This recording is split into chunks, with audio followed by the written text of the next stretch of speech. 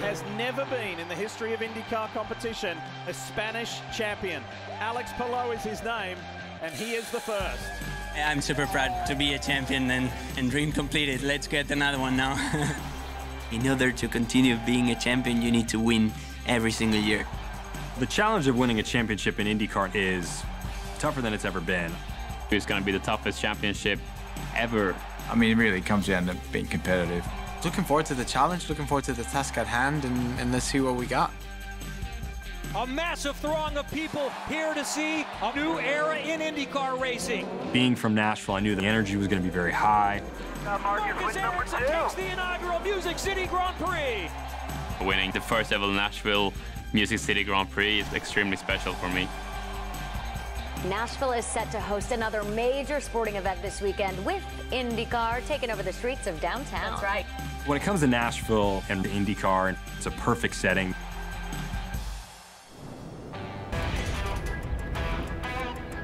Yes, we couldn't have said it better. It is a perfect destination.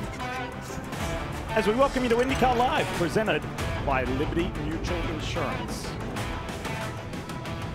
So, the scene at the moment here in Nashville is pretty quiet. Not what you expected because of a rather significant thunderstorm hitting the area and a lot of lightning, and people were encouraged to take shelter and be in a safe place. So nothing happening right now on track because of this storm that moves through the area, and there is a little more on the way as well.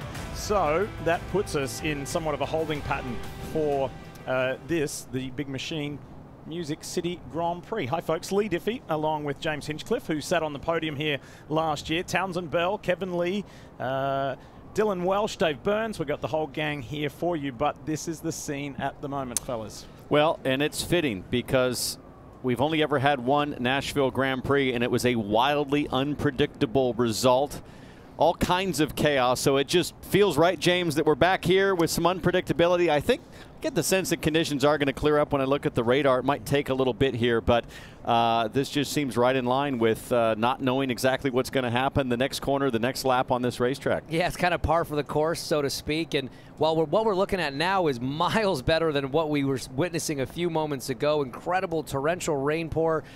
Obviously, IndyCars can race in the rain. The concern right now is the lightning strikes within the area. We can't have lightning within 8 miles of the circuit. That's why the grandstands have been cleared. So that's what we're waiting on. The conditions right now, I mean, you could drive in this. We've just got to wait for the lightning to move on. And just a few minutes ago, the lightning was not 8 miles. It was within an eighth of a mile from where we were standing. Absolutely crackling with lightning bolts in the TV compound or very nearby. So we're on hold, but we're still going to venture to talk to some of the drivers here. And that enables us to take a look at a few other things like the championship points.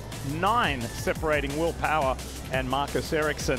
So it's tight at the top. It goes tight even further down from Will Power all the way to Alex Palou with just 52 points, blanketing the top 6. It is the closest championship race across those 6 since this modern points system was put into place some 20 years ago. Now, one driver who sits right up towards the top there, who led this NTT IndyCar Series Championship for 5 consecutive races in a row, slipped 9 back behind Will Power, is Chip Ganassi Racing's Marcus Ericsson, driver of the Husky Chocolate Honda, and he joins us on the line right now. Marcus, coming to the Big Machine Music City Grand Prix as the defending race winner, it's got to feel pretty good.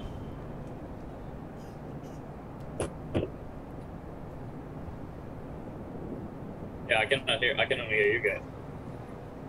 Marcus, we're trying to get in touch with you. Have you got us on the line now? All right, we'll work on that. If you think you can win the IndyCar championship, just smile. Right. We will get back in touch with Marcus, and we've got some other drivers lined up as well who've been very generous to assist us and give us some of their time as we take you back to a year ago and the most incredible scene of Marcus Ericsson wheeling up over the top of Sebastian Bourdais. That's how the day started. The day ended by seeing the twin checkered flags first. Quite extraordinary. Oh, and great work from the Chip Ganassi Racing crew to keep Marcus Ericsson on the lead lap. They pitted on lap 5 after that hit, lap 7, lap 8, lap 10. And it just worked out with the luck of the yellows, the way things times for Marcus Ericsson to come from 18th to win. And understand maybe Marcus can hear us now. Marcus, you there with us? Yeah, I can hear you. All right, great. Yeah, we just showed the highlights, literally the highlights, the 10-foot high front end launching off the back of board A to get it done. But crazy weather here, unpredictable situation today. But if we filter all that out, where do you think you really are with your team and your car on this track for this race, assuming it dries up here?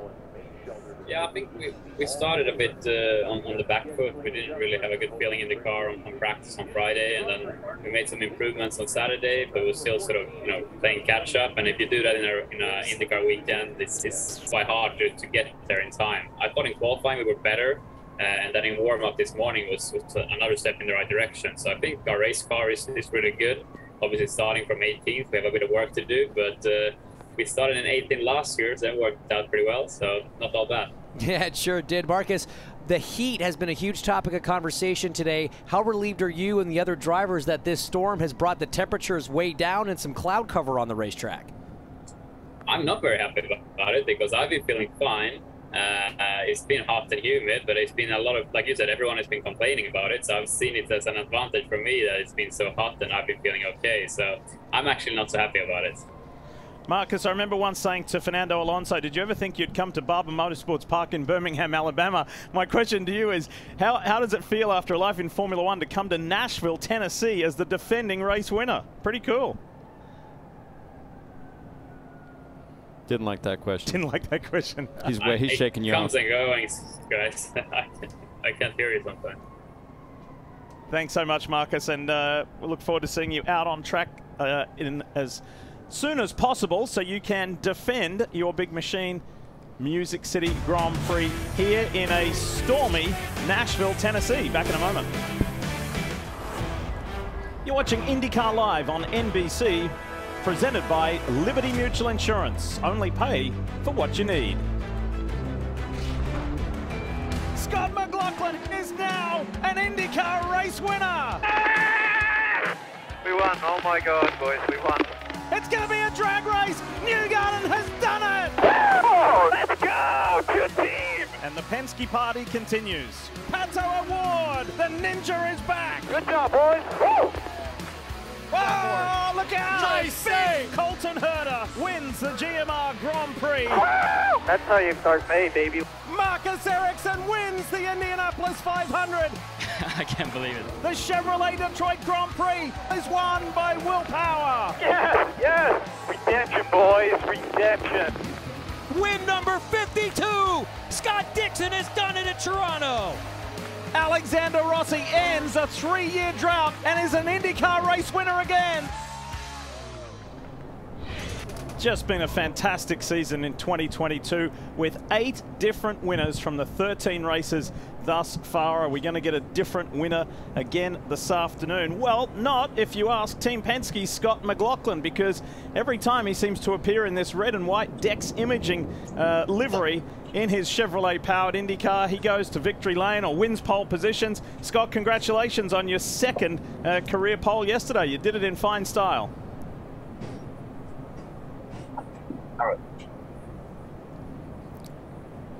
Yeah, it's very, very low, very low. If I can only hear you pretty well. So we're just trying to connect with Scott McLaughlin. Scott, do you have us? Do you have the NBC booth? Like real low.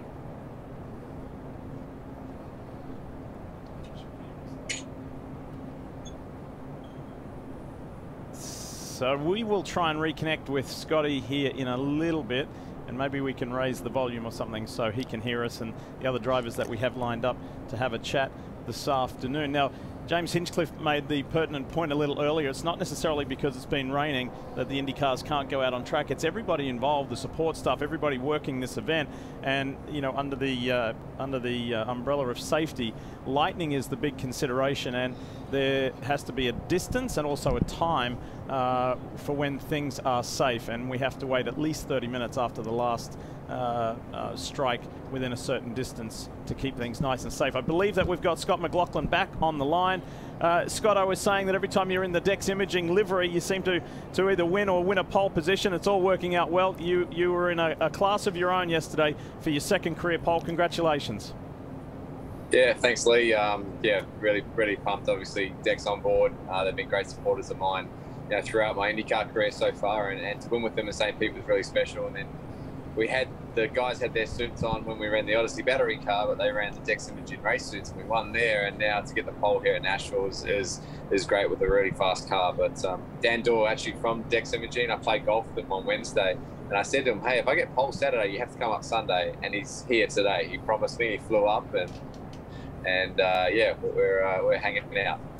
Scott, it's Townsend. Great job on qualifying. The decks definitely seem to be stacked in your favor there. I was watching you in warm-up, though, out on the softer Firestone green tire for this weekend. I watched at the start you're on board and at the end of the session, and I got to say your car seems equally as strong at the start of the stint and the end of the stint. Were you surprised at all to see how well the green tire hung in there for you at the end of practice this morning? Yeah, look, I think it hung in really well, and I said we were sort of mucking around, saving a little bit of fuel there for a little bit, so I was off the pace a little bit. I said to the guys towards the end of the session, I said, hey, let me push, let me what I've got, and we're able to do that. Feels similar to like the same car. I think it's going to be one of those races where if you look after the red tyre, I think the black tyre is probably going to be the faster car, but if you look after the green tyre, sorry, after that first step, towards the end of the race with the strategy you're on. But as we know, Nashville's pretty crazy regardless of what happens. So I'll just try and do my job, focus forward, and hopefully we get on track here and tick the laps off. Yeah, we can't wait to get you guys on track and see what the number 3 has. Scott, you've got the win in St. Pete on a street circuit, the win at Mid-Ohio on a road course, all but won the race in Texas after leading 186 laps. So you've really taken to all the different types of circuits we have here in the IndyCar Series. But would you say one of them is your favorite? You got your second pole now on a street circuit. Which one would you be leaning to? Yeah. Well, I love street circuits, Hinch. I love being able to rub up against the wall and know exactly where the limit of the track is, which is a lot of fun. This one's gone up in my books pretty highly. I'll give you the tip. I didn't quite like it last year when I qualified 20th, but I think this year it's been awesome, and the car's been great. As you know, when you have a car that performs well on any given track, it makes any track fun. So I'm just enjoying the ride. Love going to all these different events, and I think Nashville's a key track on our calendar. Today is the last day that you get to spend with your mum and dad. They've had this multi-month, very enjoyable trip over here to the US. We had a good giggle at your tweet recently with your dad, Wayne, just lying around, taking it easy. All three of us got to see your mum and dad a little earlier. They've just had the most fabulous time, and we were discussing that it's just been so special, not only to see you after they hadn't seen you in, 2.5 years, but they got to see you race the Indy 500. They got to see you win at Mid-Ohio, and yesterday they got to see you put on pole. Can't ask for more. Yeah, look, they've seen a lot of cool things. I think we all won't forget that first day at the 500 after not seeing each other for a long time, and then qualifying. They've seen me crash at Indy 500. They've seen me win an IndyCar race. Pole position, obviously, yesterday. Like you said, it's been an awesome trip for them. But they'll head home tomorrow. And it's just been a great one. But I'll go back for Christmas, which will be great, and hopefully, the world and everything else can start slowly getting back to normal, and we can make these trips a little bit more common. Hey, Scott, got a little extra time to burn. Can you give us a little cribs tour here, the ride? Introduce us to who's inside there with you. Okay. Is it clean enough, Carl? This is my wife and my mum. They're currently on the rosé right now, having a great time. My dad is on the couch. I'm currently just adjusting my this is my FIFA player, so I'm just trying to figure out whether I should make my FIFA player a little bit better, for shooting or something. This is Chase. He's the sheriff, but this is Carly's made a really nice meat and cheese board, guys. So if you get bored up at NBC, it's just there's a bit of food, there's a bit of spread. I don't know, think. All right. We've got the fridge. Fridge not bad. I don't know. What else do you guys want to see? Bedroom. James, you curious at all? No, that's good. No, I mean, for rosé and a charcuterie board sounds great. I mean, make sure there's some left over after the race. We'll swing by the 3 bus. Is the rug under your dad to protect the upholstery or to keep him warm? It's actually to check for Chase. Oh my God, I just had a hot bit of cheese. It's actually to protect the leather on the couch. Oh my God, my mouth is burning here, team. Jeez, is that spicy cheese? What's that? Jalapeno cheese. Oh. Hey, what's life like? What's life like in the motorhome lot? How have you adapted to that? Really good. Everyone's really friendly. I think the best thing we've ever done. Like, it's just a lot of fun. We won't take it to the West Coast races, but so this is its second last race. We'll go to Gateway, and yeah, a lot of cool things. You know, it's created memories here. The dog come with us all the time. Yeah, we're enjoying it, and the IndyCar paddock, you know, they've been very welcoming, you know, since we've been in the series, and that goes for, you know, not just drivers, that's mechanics, team owners. You know, it's very, very, you know, well, you know, atmospheric, you know, paddock. It's nice and it's refreshing for sure. It's not just friends, it's family, because now you've got a bus bro and teammate Joseph Newgarden, the hit YouTube show. So yeah. Is he parked next door to you? Do you guys do meals together? How's it work? We actually, me and Joseph did pizza last night. We hung out. We watched qualifying together, which probably wasn't his favourite thing to do, but he was very sporting.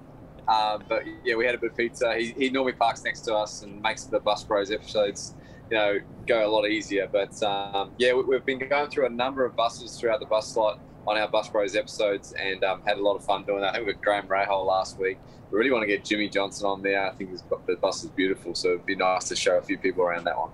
Hey, before we let you go, because we're all crossing our fingers and being optimistic that we'll get racing underway sooner rather than later this afternoon, Townsend Hitch and myself were having a chat yesterday during practice and qualifying, and it was Townsend's point that, are you becoming better at street courses here in IndyCar racing because of all of the street racing you did in supercars? So Adelaide, Townsville, Newcastle, Surfers. Do you think there's a correlation or a crossover there? I think the thing with street circuits, Lee, is you just know where the limit is. Like, there's a concrete wall on the other side and there's a concrete wall on the inside.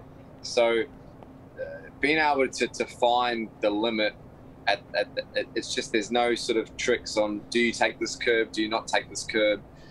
You know, people that have got experience like Joseph or Will, who've been here for 10, 15 years, they've got that knowledge, and I'm still building that on a road course, where a street course, yeah, you can't do much more apart from, you know, rubber toe link or do something against the fence. So I've always personally, since I was in, you know, in supercars, I love street circuits, love qualifying, and I think that's just sort of transitioned to IndyCar. And yeah, I guess I probably feel the strongest on a street circuit, that's for sure. I've just got to capitalize when we have a fast car like we do right now. I've got to capitalize that and make sure that we make it happen today in the race.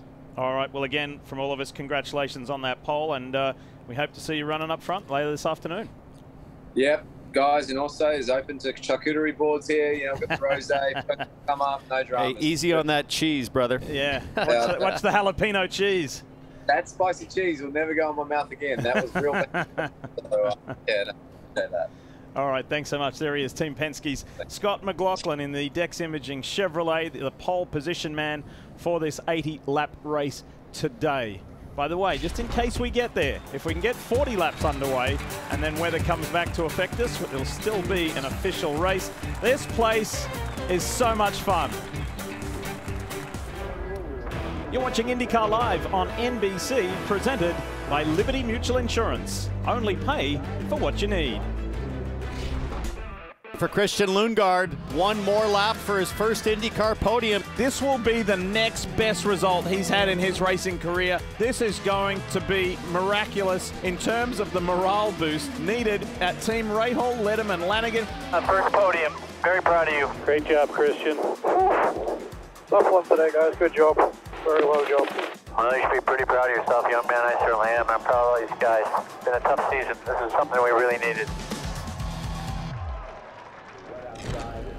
And the driver of the Shield Cleansers, number 30, Honda, for Rahal Letterman Lanigan, Christian Lundgaard, joins us now.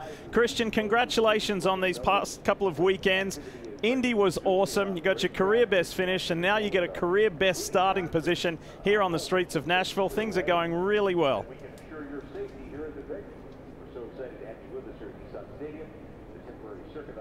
Yeah.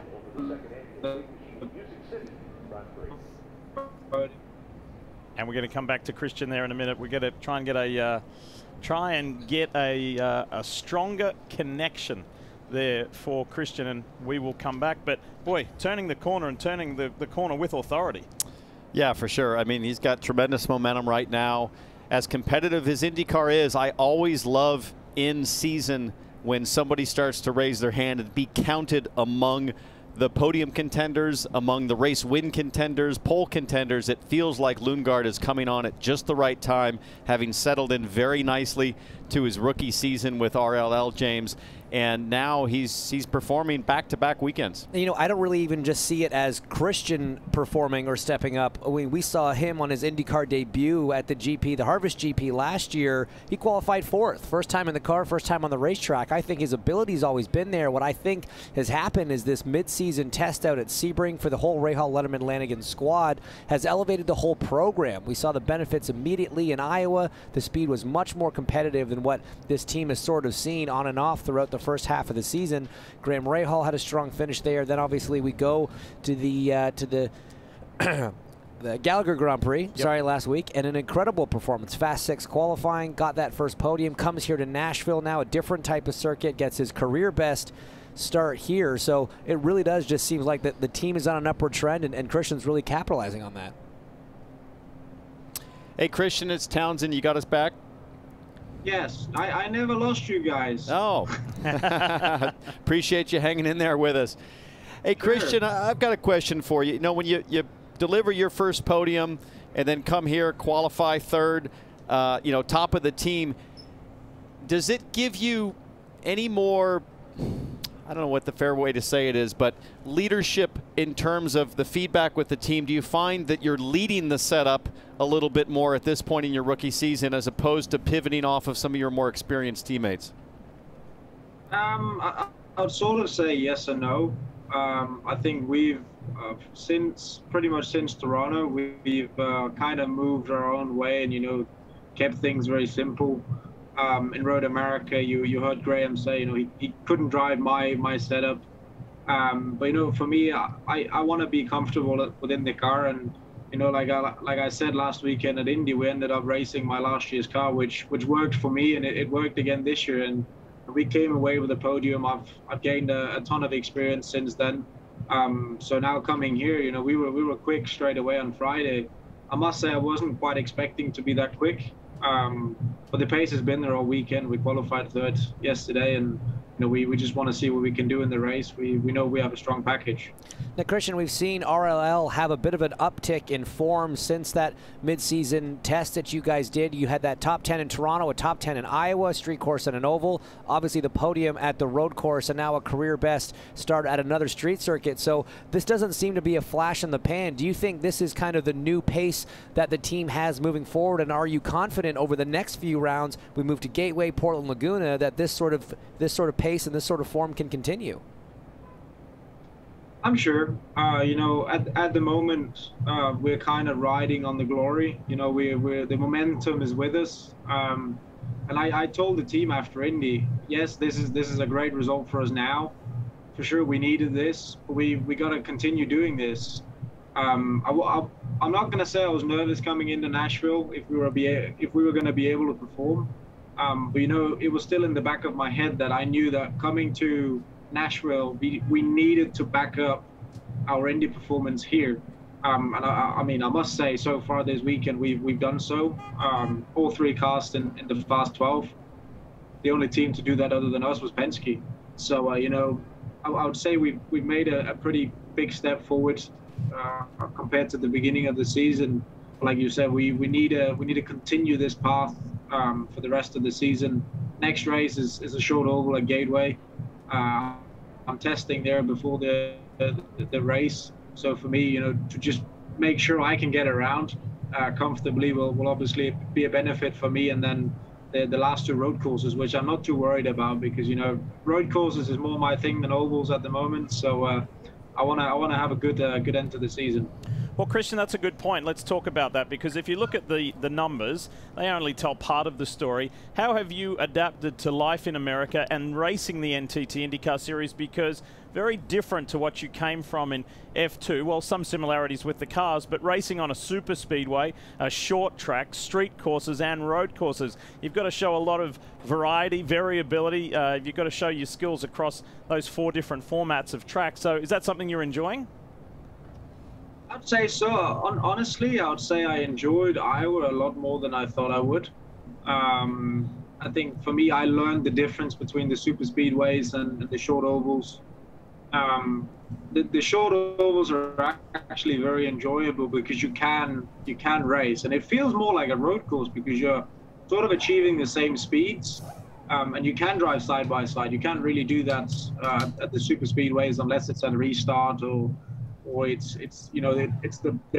is the big offset on strategy, on tire life. Otherwise, you can't really do it. And I thought that was kind of cool at Iowa. So I'm looking forward for Gateway. I must say I'm enjoying ovals more than I thought I would. I'll still say I'm not scared of the super speedways, but they are a bit sketchy when you come in and you're expected to perform. And I think I've taken the right approach this year. Just make sure I get all the laps in and learn, get the mileage. I don't think it's a secret. Our car hasn't performed to the absolute best at times, but we're making progress now. So going into Gateway, I think we can achieve a good result. And for me to get a good result on pretty much all kinds of track this year, with a podium in Indy, and if we can have a good result here, that's a road course and a street circuit, and we got 1 more oval to do. So if we can have a good result there, I can tick all 3 boxes off and say I've done my bit. Christian, at the top of the IndyCar Championship, we have the tightest battle we've ever had with the top 6 cars, but the rookie battle is equally as compelling. 6 rookies in the race today. You're leading the rookie points. How much do you keep an eye on that rookie championship? I don't actually look at it. I prefer. I've always had this approach. I had it in Europe. I even had it in my karting days. I think once I started when I was 8 years old, it's fun to look at all the numbers and try to make it all add up. But since then, I haven't really paid attention. I don't want to focus too much on it because we see how easy things can turn around in IndyCar for the better or the worse. We had a good weekend last weekend. I think David did a good job, kind of trying to limit the damage for himself. We made a pretty big gap, which is also why I wanted, this weekend to back our result of last weekend, because we need to keep performing. But I must say, we've had a good run this season as a rookie for sure. Coming into the season, Marcus, I know you're saying, sorry, Marcus, Christian, coming into the season, did you have that as a goal? I mean, I know you say you don't pay too much attention to it during the season. You focus on each weekend as it comes. But coming into your rookie season, was it a big check mark on the list to come away with that trophy? I don't think you'll ever go into a championship not knowing what's available, Right. I mean, I've always known as a rookie, there is a rookie award, but I wouldn't say it's been that much on the radar. Obviously, I know the team wants me to win it for many obvious reasons. I know the team behind me in Denmark as well wanted my family. Obviously, I wanted myself. It's a good achievement, and it's also going to put down my marks in the NTT IndyCar Series. So, for the future, it wouldn't be bad winning the rookie championship. I think looking at the standings now, we have a good chance of doing that. Performance we've delivered the last couple of races, I'd say we have the upper hand. Like I said before, we need to keep performing and do it consistently. Christian, we talked a lot about this midseason Sebring test for you guys. You started off the season qualifying 15th at St.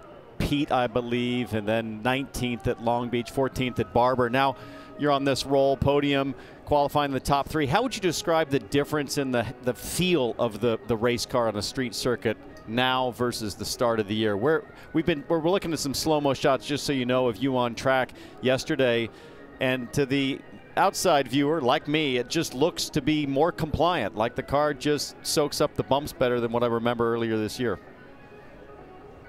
No, honestly, it's a different car.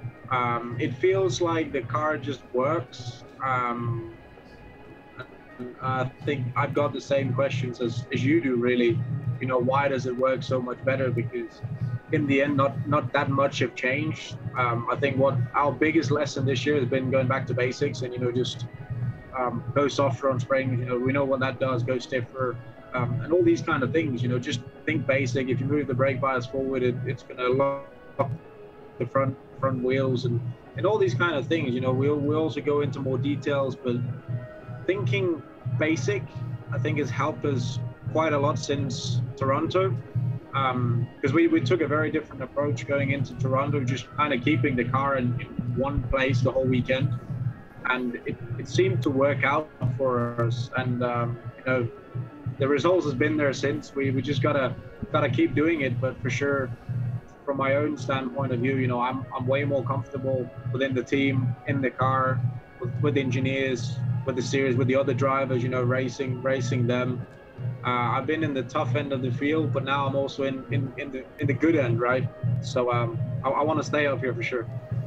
Christian, as you know, one of the beautiful things about the NTT IndyCar series is it's very global in terms of, for the drivers where everybody has come from. We've spoke to Marcus Ericsson, of course, from Sweden, Scott McLaughlin of New Zealand. We're talking to you right now. Not a long list of Danish drivers in the NTT IndyCar series. Obviously, the Magnussons, father and son, Jan and Kevin, Ronnie Bramer, and then yourself. What's been the reaction back home in Denmark? Are they noticing, and in particular, did they notice your accomplishment of last weekend?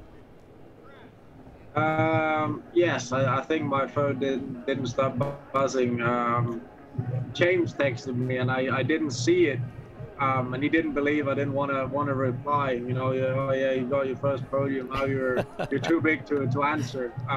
No, honestly, my phone's been pretty crazy lately. I also told my engineers, even after yesterday, went nuts. So I just told them we got to do this more regularly, so people think it's normal, you know. So there isn't that big of a reaction, but no, it's been great. You know, like you said, there hasn't been a bid record of Danes in the series.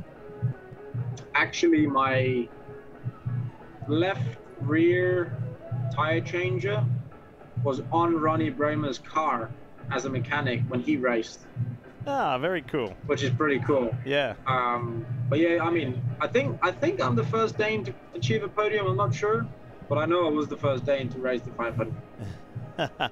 Well, mate, congratulations. It's all going well. It's a certainly, like Townsend mentioned before, when you can make a change mid-season and you start pouring on the results that you have over the last couple of weeks, that's a nice turnaround. And enjoy the podium, enjoy your career best start whenever it is that we get going later here this afternoon, and enjoy the Big Machine Music City Grand Prix. And thanks for your time. Thank you. Take care. There he is, Christian Lundgaard of Rahal Letterman Lanigan in the Shield Cleansers Honda, and it has been quite the experience. Living in America, he's just turned 21 and just got his first career podium. So things are going well in this second half of the season. It's been going well here in the Music City as well. Place is packed, people are having a good time, and IndyCar's in town. We are still in a holding pattern here in the Big Machine Music City Grand Prix, part of the NTT IndyCar Series. Second year here on the downtown streets of Nashville. We had a huge thunderstorm earlier, and that has put us in this holding pattern, a lightning delay, of course, in the name of safety. And this is the man we just spoke to, Christian Lundgaard of Rahal Letterman Lanigan, helping us during this weather delay. Nice young man, very talented driver, and has fitted nicely into the NTT IndyCar Series. Well, there's been a lot going on this week, and it all kicked off on Thursday, where Nashville native, yes, Joseph Newgarden. I think this was the 4th or 5th annual ping pong charity challenge. We all got to go along, play along, had a little bit of fun. That's Joseph and his cousin Ted, by the way. They got into the final up against a couple of ringers, actually, from Vanderbilt University, from the tennis side of things at Vandy, and they ended up winning. But it was so good and raised so much money. It was terrific. And to date, People Ready has donated $1.13 million to drivers and their charities throughout the season, with Nashville's own Joseph Newgarden, who we just saw, securing the grand prize of $1 million that he will be sharing with Wags and Walks of Nashville and Serious Fun Children's Network, two organizations that are important to him and his family. The giving continues with another $10,000 People Ready Force for Good winner here in Nashville and throughout the rest of the season. People Ready, thank you so much. That is awesome. So, as I said, it's been a busy weekend, both on track and off, for so many of us. And myself and Townsend and Hinch had a lifetime experience on Friday night when we were invited to go to the Grand Ole Opry and address the crowd, stand on stage, sit on the stage behind the artists. It was incredible. And to kiss the original stage. There you see the circle, all the original wood. That was quite an experience, James. Followed up by quite a little concert party that Darius Rucker put on for us a little bit after that. It's been a round-the-clock sort of weekend here in Nashville. Eventful, I think, is the way to put it. On track and off. It was incredible to get to be at the Opry there and start the tradition of kissing the wood. We kind of brought a little bit of IndyCar tradition to that venue, and then, yeah, like you said, compliments a Game Bridge, a nice little concert from Mr. Darius Rucker. So we're getting a taste of everything here in Nashville. By the way, just in case you were wondering or you didn't know the history, which we didn't until we went there and learned it, the floorboards there on the stage that we were kissing were from the original, from the Ryman in downtown Nashville. The Opry is, I don't know, what was it, 10, 15 minutes out of town? It was just a short drive away. And so that was keeping a little bit of the past and the history with the current. So it was so cool. Got to meet Jeannie Seeley, who was fantastic. She started performing first of all, and that was just a real treat. And I know I can speak for you two. We never thought we'd get to do that. That was awesome. No, it was great. This was, we called it their yard of bricks, right? Yeah. We have our yard of bricks from the original track at the Speedway. That was their board from the original stage at the Ryman, and so yeah. How surprised were you when the great Jeannie Seeley pulled us aside and said, you know, my nephew races Supercross? Yeah, and we're like, wait, what? Cole Seeley. That's awesome. That was terrific. Now, folks, that was responsible behavior, and that's where it ended. Well, for one of us. Well, for one of us. Our very own Malibu Barbie, a.k.a. Townsend Bell. Off he goes.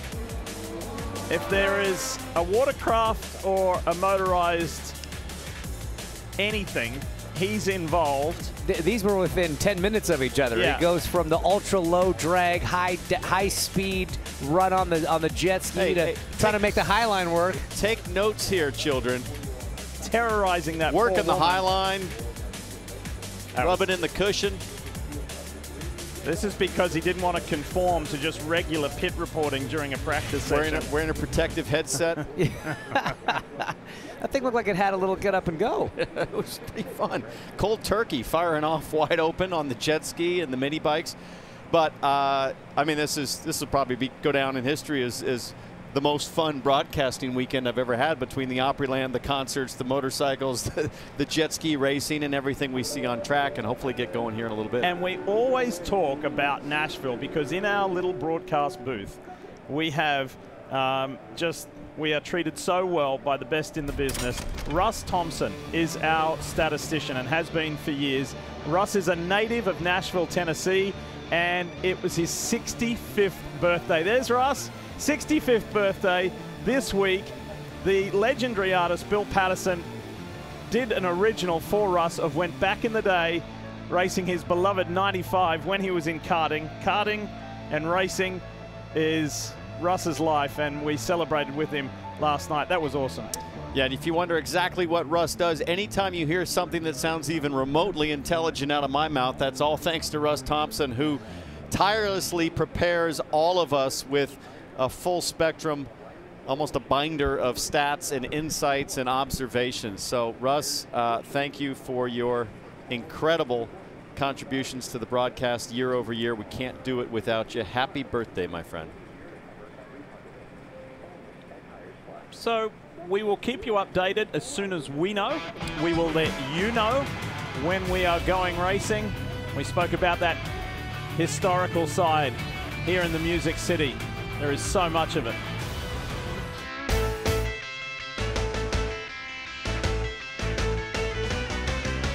You just won the Indy 500. Bad that, boys. Yes, yes, yes. Great job, boys. Great job. 40-hour weekend. Ain't no time for sleeping. Just a 40-hour weekend. Going off the deep end. I got a 40-hour weekend and I'm making every minute count. Yeah, it's just got that feel to it this weekend here in the Big Machine Music City Grand Prix on the downtown streets of Nashville, Tennessee. Still in a weather hold, a lightning delay, and we have been so fortunate that multiple drivers have treated us and gifted us with their time. They're keen to get going, and the latest one keen to get going is the Andretti Autosport driver of the Gainbridge Honda. That is Colton Herter. Colton joins us now. How do you like these delays? How do you spend your time? How do you deal with it? I'm in my bed right now. Find a little bit more lightning so I can get in and nap. It's really comfortable in here. But yeah, it's going to be a crazy one for sure. You know, all of what we talked about yesterday of how hard it was in qualifying after it rained and all that rubber went away, it's going to basically reset it again. So I'm looking forward to it. We need a little bit of a crazy race to get super far forward, but I think we're really good on pace also. Colton, you were class of the field here last year, super quick. Got unlucky on a yellow, fell down in the pack, and then passed your way back up to second before that incident. Do you think that experience having to make moves last year is going to help you today because you're firing off 23rd? Yeah, I mean, I did get a good feel last year of where to pass, where's a good place, where's a bad place. And there are some great opportunities here, especially for a great street course to get through and make some moves. So I'm excited for it. I hope we get this show in here really soon, and race fans don't have to wait that much longer. Now, we were talking off air, and you said, you know, the track looks like it's drying. I kind of hope for more rain. Do you really think that a rain race is going to help you kind of move up from where you are more than if it stayed dry? I think we've been really strong in the wet. You know, it's always been kind of a strong suit the last few years of us. You know, we had the pole in Mid-Ohio last time it rained, and then in Indy GP it rained again, and we won the race. So I feel like we've always had good cars in the wet. But we'll have to wait and see. It's been a long time we've done a street circuit in the wet. We've seen replay here, Colton, of the save of a decade there.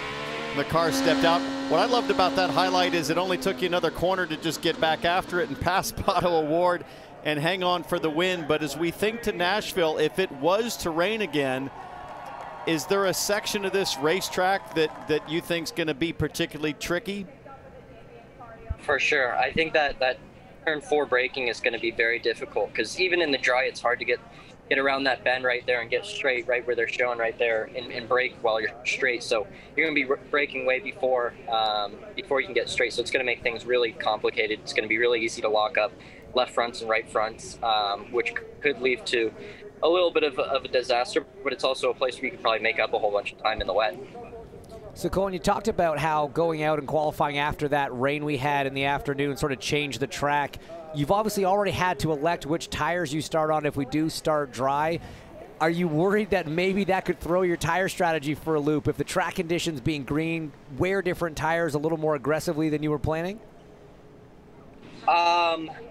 Yes and no. You know, I think starting on reds is going to have its advantages and disadvantages, right? So the greens. But yeah, I'll be starting on them, and it could, like you said, it could chew up the tire sooner than you'd want, but also you're going to get a whole bunch more grip than the people on blacks for kind of that intermediate issue. Colton, tell the folks at home watching, what does a win, you know, it's pretty obvious what a win does for you as a driver. What does a win do for the team, like Andretti Autosport? So you got that win, which we just showed highlights of on the Indy Road Course to begin the month of May. Your teammate Alexander Rossi was victorious also at the Indianapolis Motor Speedway just a week ago. What does it do for the organization? I think that there's just one word to describe it. It's just confidence. It just builds a whole bunch of confidence in everything, the way that we build our race cars, the way that we approach our strategy, the way that we approach our pit stop, just me in the car, just builds confidence for everybody, and everyone just tends to be a little bit more on their A game, and because you've done it, right? You know you can do it, and you know you can do it again. So yeah, win just adds a whole bunch of confidence for everybody in the team. Hey, Colton, talk about confidence. You got to have it around this place to turn a quick lap.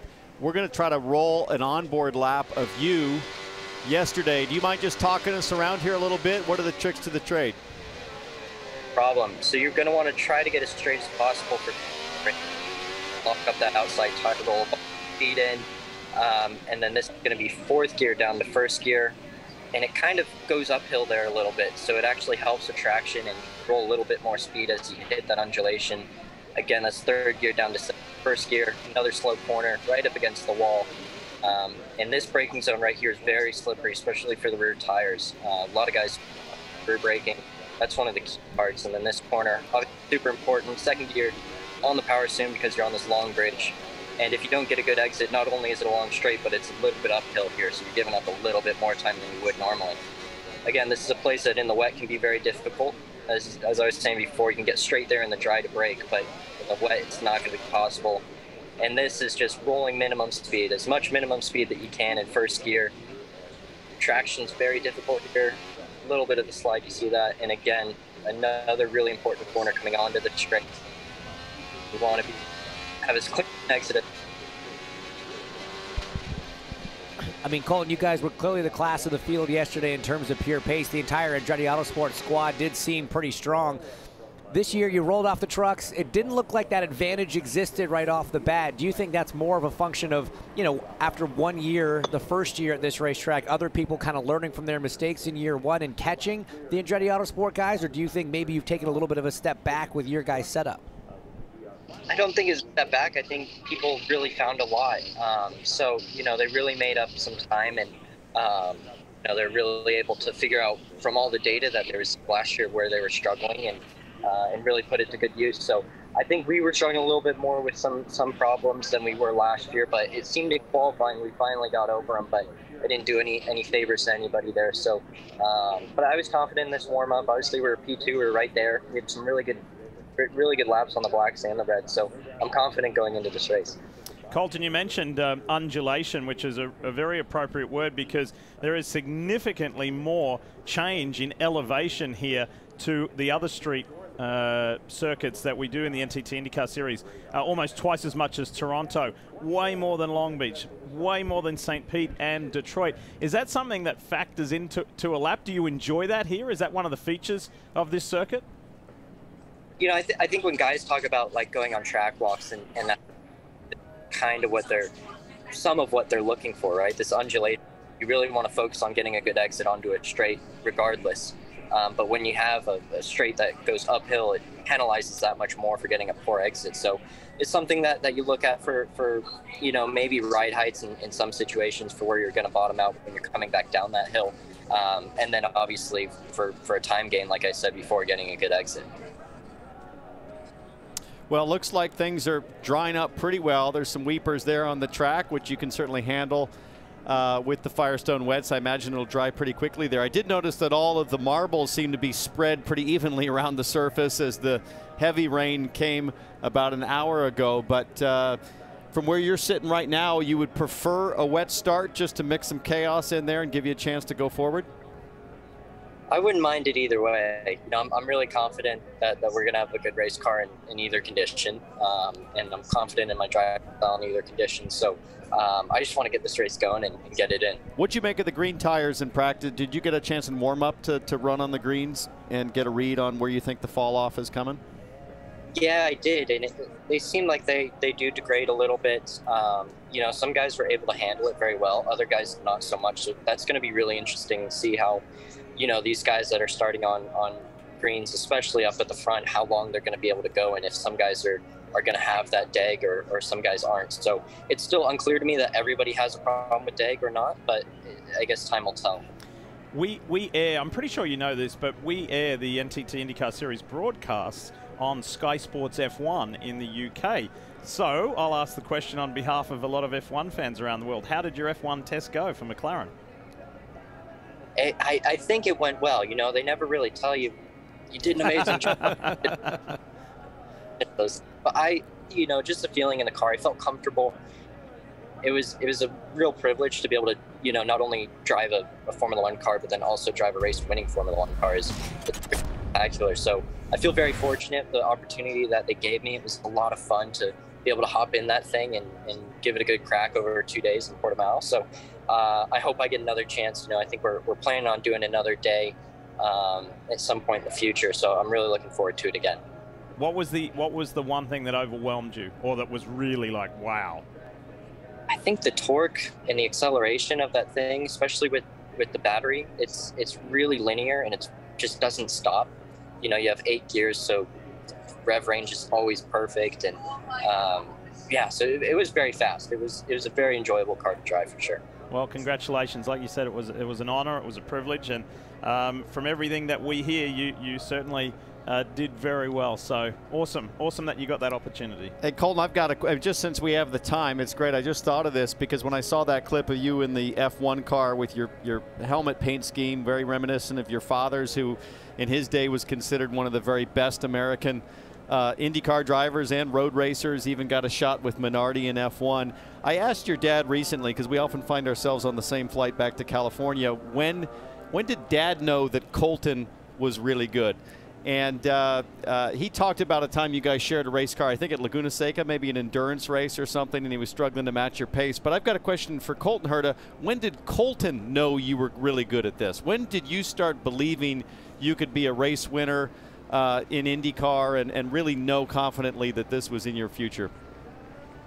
It was really, I think, really unclear to me immediately. I don't know if you can see me. Okay, there I am. But yeah, it wasn't clear immediately, and even up until I got into IndyCar. It wasn't until I kind of got that first win under my belt and was really confident with that it kind of shed through that I could do this. And really up until that point, you don't really know, because you're not up against IndyCar drivers or Formula One drivers. You know, I came up with Lando Norris, but he wasn't in Formula One yet, so you're never sure how fast everybody is until you get there. We remember hearing a story from your dad once that you found out somebody was driving a car. You were still in karts. Somebody was driving a car who was still a teenager, and they weren't that much older than you, and you were bugging Mum and Dad for a car. And Dad said, you can get in a car when you come home with a straight A report card. And he said that because he was pretty sure you weren't going to come home with a straight A report card. And you did. You came home with a straight A report card and you got to drive a car. That a true story?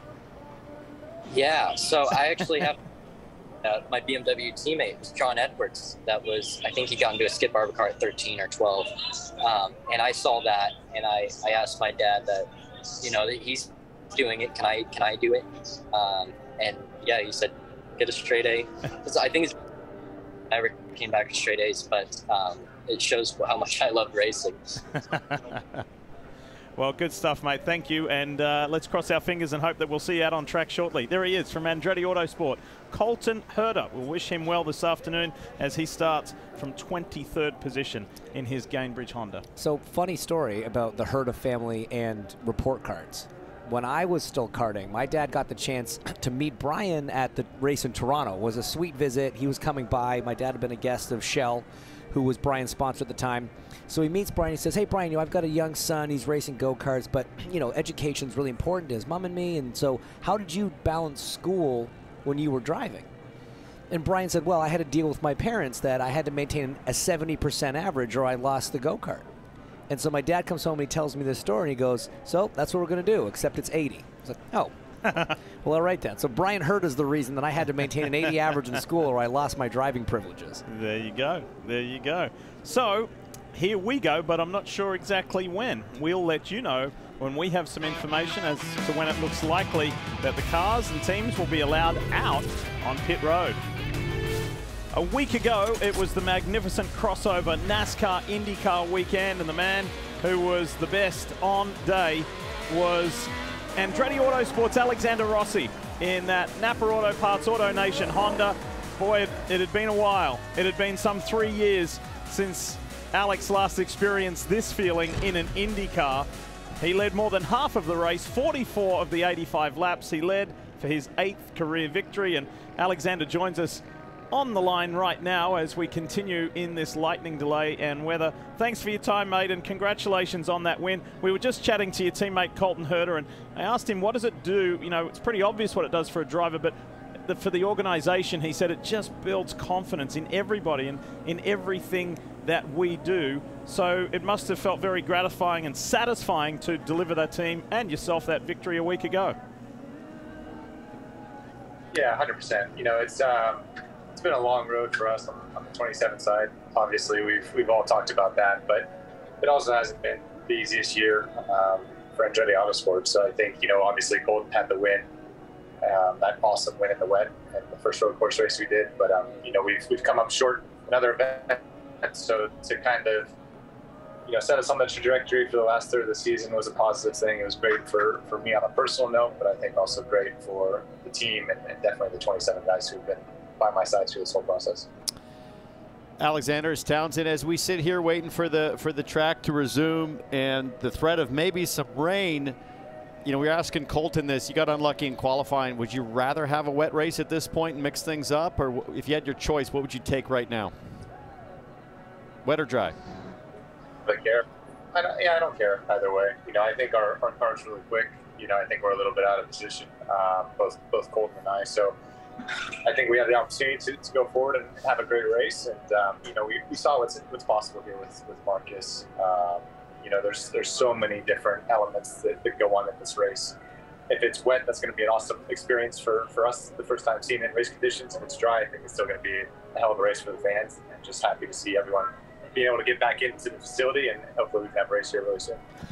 Hey, but it's Inch, you know, we've talked a lot about, you know, Colton's sort of dominance here last year in terms of outright pace, but we'd be remiss without commenting that next in line was Alexander Rossi, the number 27. You were also incredibly quick all weekend long. Both of you guys got shuffled to the back through a red flag, or a yellow flag situation, sorry, and it proceeded to cut your way through the field incredibly impressively. I watched it happen. I watched you both drive up to and right past me at some point in the race. So you guys have to have some confidence, both of you having your issues in qualifying, but you got to feel good that you've done it before. You know you can start a little further back or be back in the pack and still cut your way up here through the field of this track. Yeah, for sure. I think Colton and I secretly in the back of our heads are kind of like, well, we've seen this show before. So I think we have some areas, some passing zones that maybe other people don't have quite the level of experience we do with it, just based on how our race went last year. So I don't think we necessarily have the pace advantage that we did in 21, but I still think our cars are very good. They're very drivable for the most part. And, you know, I think we're going to have to be very aggressive, and you can look forward to both Colton and I probably driving a little bit angry and making some moves to try and get up to the front as quickly as possible. And to that point, Alex, you know, it's not the longest track in the world. It's only 2.1 miles, but it offers a variety of challenges. Where are you particularly strong? Just yourself. I'm not talking about the team or your teammates. Where are you particularly strong where we can get the viewers to look for you to maybe execute some of those good passes?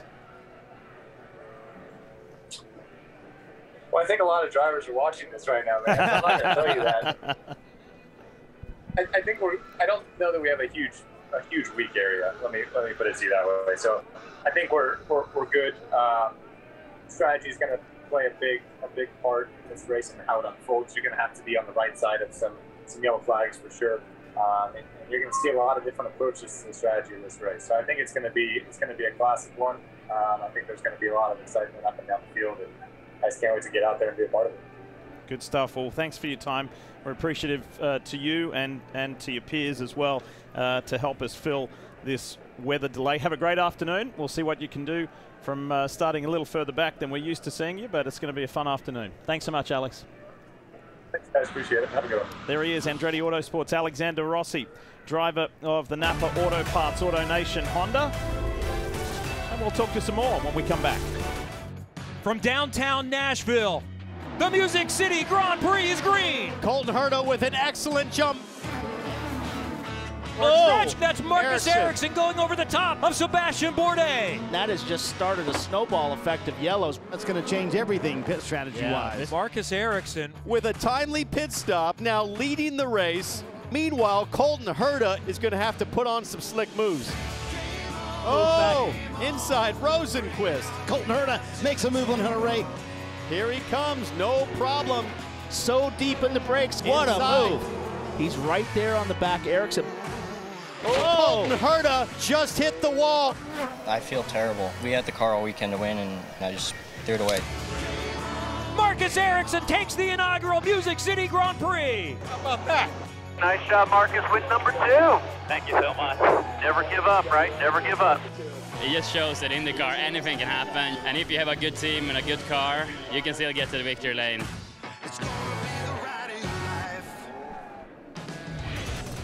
Past 12 months have been the best in Marcus Ericsson's racing life. The former F1 man has found a really happy home at Chip Ganassi Racing, and he is one of the 6 title contenders. Again, under this modern point structure, this is the closest championship race in the NTT IndyCar Series in the last 20 years. Just 52 points. You can get more than that if you maximize on a weekend. Just 52 points blanket those top 6, and Will Power leads the championship yet again by just 9 over Marcus Ericsson. Good spread of nationalities, good spread of teams, and an incredible group of 6 of IndyCar talent. And a great mix of starting position as you see Alex Palou, the lowest in the championship of the 6, but the best starting driver today. Theme continues there with Pato Awards, so it's a really jumbled grid. Going to be fascinating to watch these 6 battle it out for top spot today. But 4th, 5th, 6th, and 8th for 4 of the title contenders. There are a lot of big names running very close together at the start of this race. It's going to be very interesting to watch how those drivers in particular race each other on the track. So how about the man who led the past 5 races before being leapfrogged by Will Power? That's Marcus Ericsson, one of 2 Swedish drivers in the NTT IndyCar Series.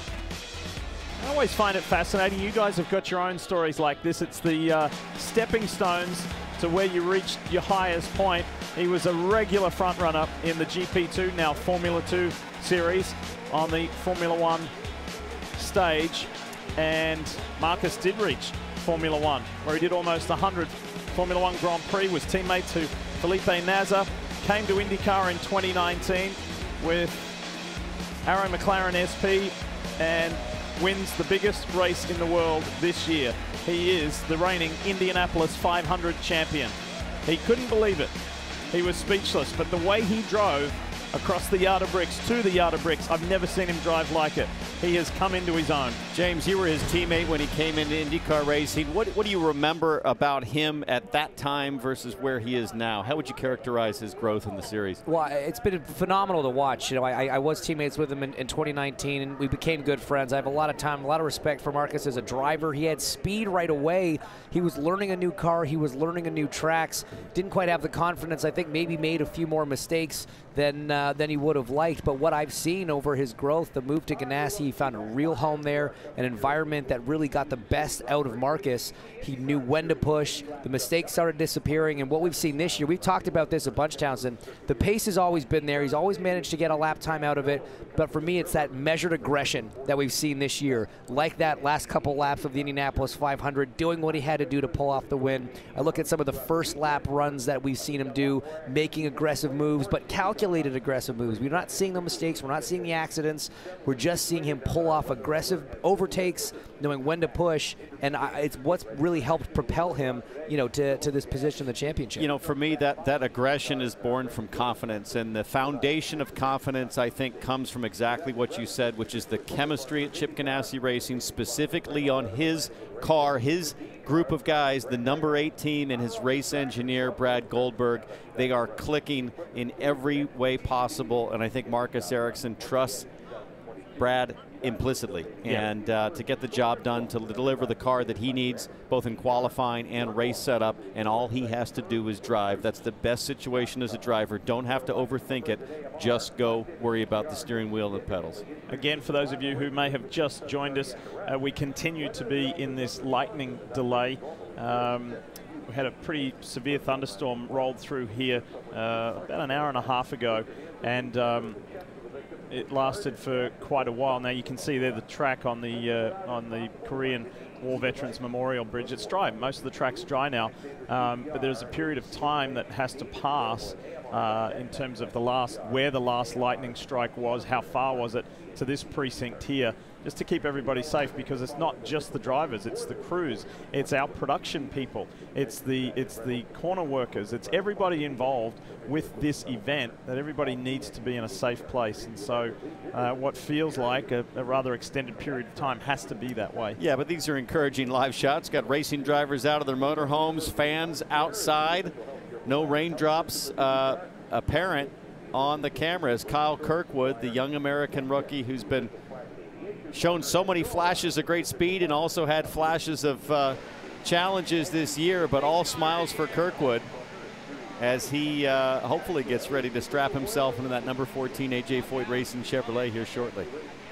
I mean, the fact that we're seeing fans in the paddock, fans in the stands, makes you think that we are hopefully getting close. Drivers down in pit lane already. Graham Rahal we see here. Some stretching out earlier, getting ready to strap in to the number 15 United Rentals machine.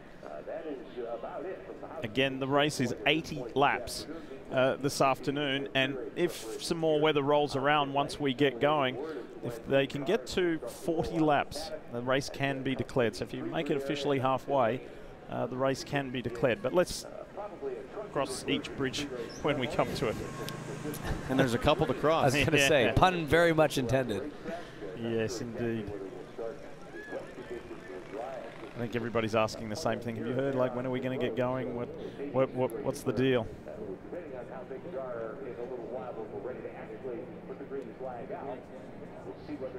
What a cool picture right there. Yeah. You know, I mean, just the thought of the start there. There's the starter stand. You see the starters in the big machine spiked cooler. So by virtue of being an arched bridge, like most bridges have some natural arch to coming up over the rise. You know, I've only been around here driving the pace car. You've raced here last year in the IndyCar. So low to the ground you sit as an IndyCar driver.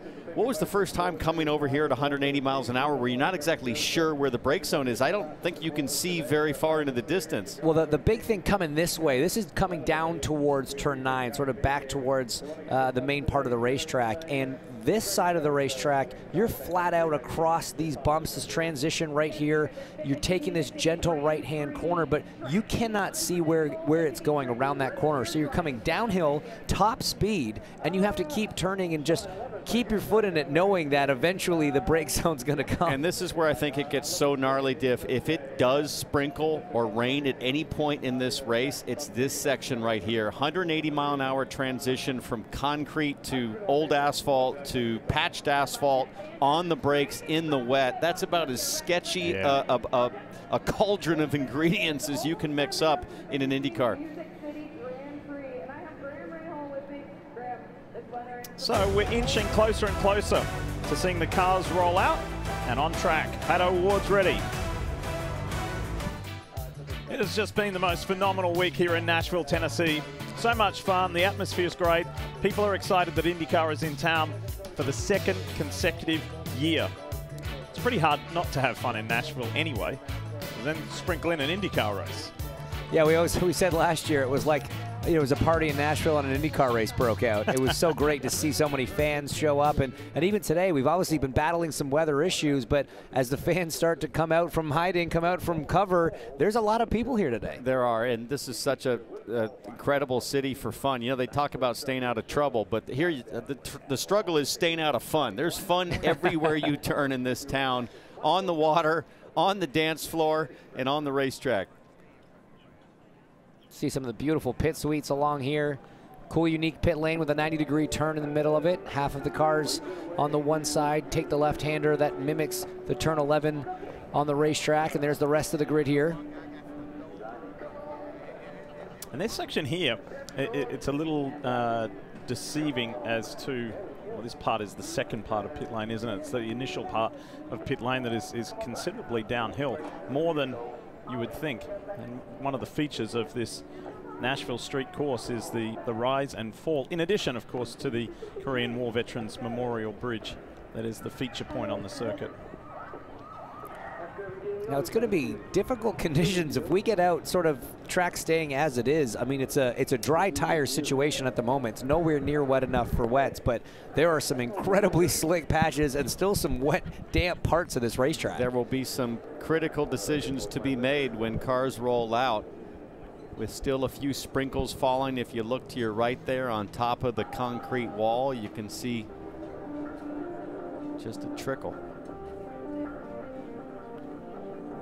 1,660 feet is the span, and just under 200 feet above the waterline of the Cumberland River.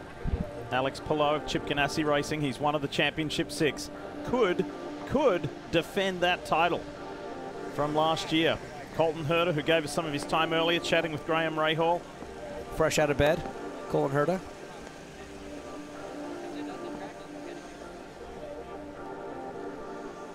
Yeah, pit lane does, to kind of Colton's point there, if you heard, he said the track doesn't look anything like this.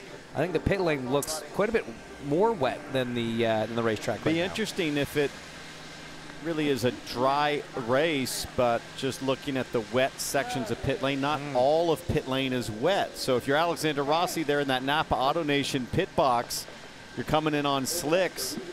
Pretty tricky to get in the box with any kind of pace or aggression.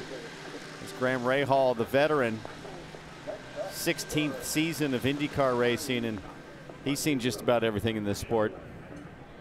He sure has, and as a result, he's become a good voice for the drivers. He's seen a lot, he knows a lot, he's not afraid to speak his mind and give his opinion on things, and he's a good guy to have out here sort of assessing the situation right now. So as we prepare for the viewers on NBC to join us, we're just going to have a short pause, and then we'll get going. It is indeed a perfect setting, the Music City, for the Big Machine Music City Grand Prix here in Nashville, Tennessee, as we welcome you to IndyCar Live, presented by Liberty Mutual Insurance.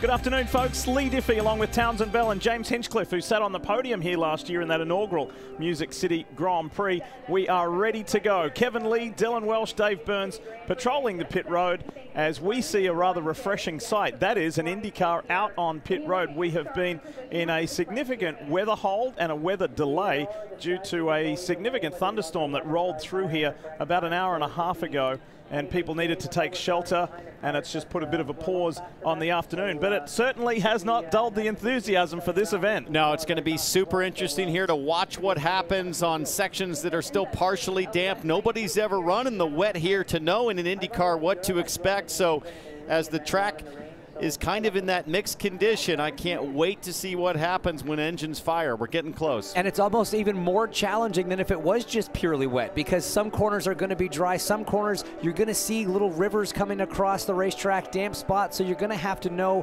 when to be able to push like it's a dry racetrack, when you're going to have to tiptoe. These reconnaissance laps for the drivers are going to be immensely important to make some mental notes on where the trouble areas are going to be. Let's get you up to speed with some of the more significant headlines for this Big Machine Music City Grand Prix. 8 winners so far this season. Yes, they've been sharing the spoils. And Alexander Rossi, down there in the bottom right-hand side, the most recent winner. Marcus Ericsson, the defending champion of this race. He won it in the most spectacular way. It was so eventful for him a year ago. There's our James Hinchcliffe standing on the podium from last year. And what a front row. Scott McLaughlin of Team Penske gets his second career pole, and Andretti Autosport's Romain Grosjean on the front row. One Honda, one Chevrolet. Remember at the top of the show we mentioned that the championship fight is on. It is tight. Will Power, Marcus Ericsson, Joseph Newgarden, Scott Dixon, Pato O'Ward, and the defending champion Alex Palou are all covered by just 52 points with 4 races to go. It is tight. And what I love about this is 4th, 5th, 6th, 8th, 4-year championship contenders all starting within a couple rows. Watching how they race each other is going to be fascinating. All right, let's say good afternoon to Dylan Welsh. Let's hear from some drivers. Dylan, take it away. Hey, Diff. So Pato had a good week a few weeks ago at Iowa, which brought him closer to the top of the points battle. So we can start there and talk, too, about this weekend. With all of these changing conditions and now the pressure that is going on and going to be on your guys' plate with everything that you have to deal with today, Where is your mindset at for the championship? How do you approach these next few weeks? I mean, I feel like we're sort of the underdogs, right? We're, you know, me, Palau, Dixie, I think we're all the guys that are chasing. So I think we don't really have much of a choice but to score good points in the next 4 weekends to really have a shot at Power and Marcus. So yeah, I think it's going to be all about just trying to not be too scared of taking a risk, because it could end up being a very high reward. That can also put you in the back foot, but I really think at this point, 4th or 5th or 6th doesn't really matter. We want to obviously win the championship, and if not, then you try and get number 2. All right, Pato Award going to roll from 5th today, Dave. Dylan, Danish rookie Christian Lundgaard, his 3rd on the grid to start today, has had a lot of experience racing the rain over in Europe. So are you looking forward to being able to make some time on the others here, or do you have concerns? I mean, I must say there is concerns about the visibility after Indy. You know, it's kind of obvious. At Indy, we couldn't really see anything, and you know, I ended up hitting the back of Callum. You know, just not being able to see anything. So, you know, coming here at the moment, I'm not too worried with the weather we have right now. You know, it's going to be. I think the track is fairly dry after they dry the track out, but obviously we see a little bit of spray now. But if it starts raining heavily, I don't think it will be a fun time out there. All right, perhaps some words of wisdom from Christian Lundgaard. Let's go to Kevin Lee. Dave, defending champion Alex Palou is still very much in the mix in 2022. So starting up front, you'd probably prefer a straightforward race. But as you told me a few minutes ago, hey, we knew this was never going to be straightforward to begin with, right? Yeah, for sure. I mean, we have a good starting position, and a dry, normal race would have been perfect for us. But it's okay. We don't mind. It's the same for everybody. And as you said, Nashville was going to be a bit dramatic anyway. So, yeah, we'll try the best we can from this starting position. Championship is starting to figure it out with the contenders and stuff, so hopefully we can be right there at the end. So we need to score some good points today. It's not the best day but here in Nashville, but we have a lot of fans on the stands. I have a lot of family here in the stands, so hopefully we can put a good show for them.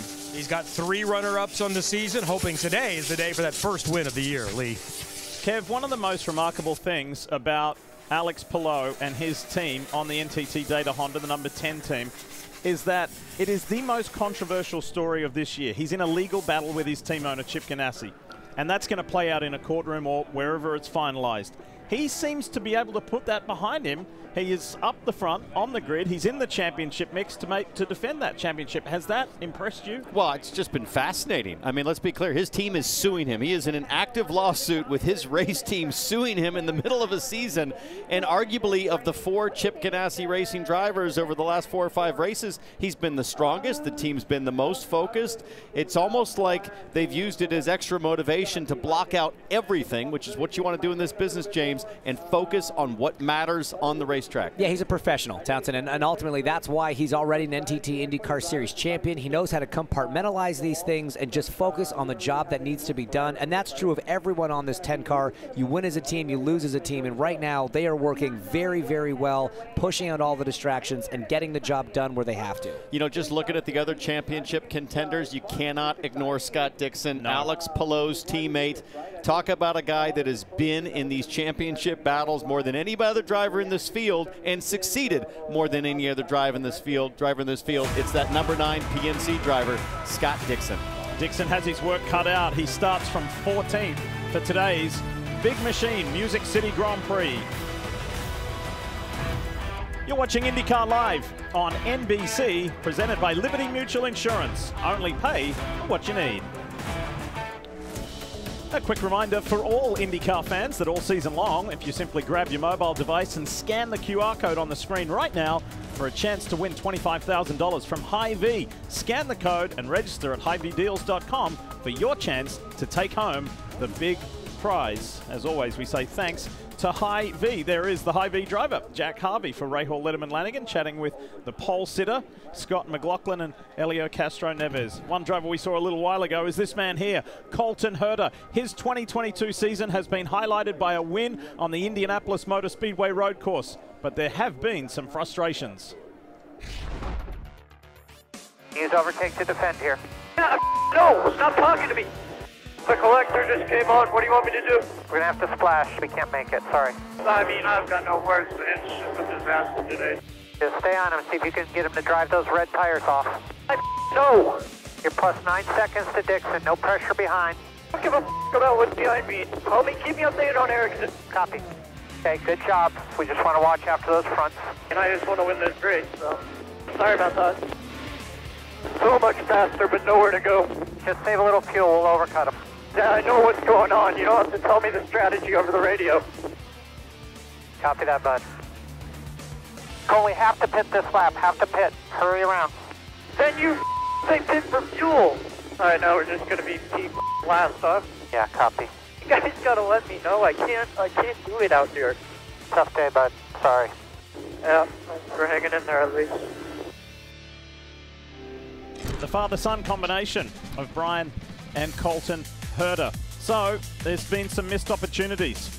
And maybe we could have been talking about this young man from California as a 7th championship contender over these final 4 races. As we join Dave Burns. Dave? Well, Lee, if you think about it, then there was the Indianapolis 500, which was a double points weekend. And on Carb Day practice Friday, the car was crashed by Colton, and unfortunately they had to go to a backup car, which was suboptimal in the race, and they came away with very few points there. So this weekend has been another challenge in practice on Friday. Braking issues, qualifying yesterday, those were rectified, but Colton told us afterwards, I was just over-aggressive in qualifying. He actually brought out a red, which nullified his time. He will start 23rd today. A lot of our viewers know that last year he was dominating this race. When he got into an accident of his own accord, he said, I threw it away. Today, father and son will have to be spot on as Colton starts 23rd. Loves the rain idea, loves the chaos it might bring, but has to work his way to the front somehow. Well, one thing he showed us for sure a year ago here on these Nashville streets is that he can overtake, and overtake at will. Will we see that this afternoon? About to find out. You're watching IndyCar Live on NBC, presented by Liberty Mutual Insurance. Only pay for what you need. Scott McLaughlin is now an IndyCar race winner. We won. Oh my God, boys, we won. It's going to be a drag race. Newgarden has done it. Oh, let's go. Good team. And the Penske party continues. Pato Award. The Ninja is back. Good job, boys. Woo! Oh, look out! Big Colton Herter wins the GMR Grand Prix. That's how you start May, baby. Marcus Ericsson wins the Indianapolis 500. I can't believe it. The Chevrolet Detroit Grand Prix is won by Will Power. Yes, yes. Redemption, boys, redemption. Win number 52. Scott Dixon has done it at Toronto. Alexander Rossi ends a 3-year drought and is an IndyCar race winner again. It has just been such an enjoyable season, and there's more to come over these final 4 races. And here we are in downtown Nashville, Nissan Stadium for the Titans. They were the top of the tree in the AFC South this past season, and there is the paddock high atop. Glad to have the drone back. Had it last week at Indy. Nice to have it back here in Nashville as well. It's going to give us some pretty cool shots throughout this 80-lap race, the Big Machine Music City Grand Prix, where this whole week has just been a big bundle of fun. Hinch, Townsend, myself got treated to something we never thought would happen. We got to visit the Grand Ole Opry, speak to the folks on stage, enjoy some fabulous musical acts, and got to speak with some legends as well. Jeannie Seeley there, a legend, the most tenured, most appeared on stage at the Grand Ole Opry. She treated us to some lovely tunes, and we got to break new ground as well, Hinch. Yeah, we brought some IndyCar traditions to the Opry. That's a disc of the original stage from Ryman Theater that's now on the Opry stage. Countless legends have stood on that. That's kind of their yard of bricks. So we decided to bring some Indy tradition to the Opry, and it was a great event, great experience. That was when it was all sensible and calm, but our dear friend sitting here with us decided to up the ante a little bit. Mr. Townsend Bell, otherwise known as Malibu Barbie, decided to get a little extra active out on the water. Look at the lean. So I've watched the MotoGP. I was going to say, have you ever raced a jet ski? No, but I've spun out an IndyCar, so I spun out a jet ski there, and the fun didn't stop. They let me get on the Red Bull Mini Motos. Did they let you, or? Well, That's up for interpretation, but I immediately went for the high line. It seemed like the dry grass was going to have more bite up on the cushion. Number one to the front, taking it to them with I think what you said, the protective headset. Protective headset. Hey, earmuffs, baby. You'll do anything to get out of pit reporting, won't you? That was earlier this weekend, but in all sincerity, it has been a terrific week. Will it continue to be for this man? Romain Grosjean qualified on the front row. He was ecstatic to have achieved that, but the work begins now. He is ready to get his first IndyCar victory. Will it come here on the streets of Nashville, Tennessee? We're going to talk to that guy when we come back. Championship leader, Will Power. From downtown Nashville, the Music City Grand Prix is green. Colton Herta with an excellent jump. That's Marcus Ericsson going over the top of Sebastian Bourdais. That has just started a snowball effect of yellows. That's going to change everything pit strategy-wise. Marcus Ericsson with a timely pit stop, now leading the race. Meanwhile, Colton Herta is going to have to put on some slick moves. Oh, inside Rosenquist. Colton Herta makes a move on Herta. Here he comes, no problem. So deep in the brakes. What a move. He's right there on the back. Ericsson. Oh, Colton Herta just hit the wall. I feel terrible. We had the car all weekend to win, and I just threw it away. Marcus Ericsson takes the inaugural Music City Grand Prix. How about that? Nice job, Marcus, with number 2. Thank you so much. Never give up, right? Never give up. It just shows that in the car anything can happen, and if you have a good team and a good car, you can still get to the victory lane.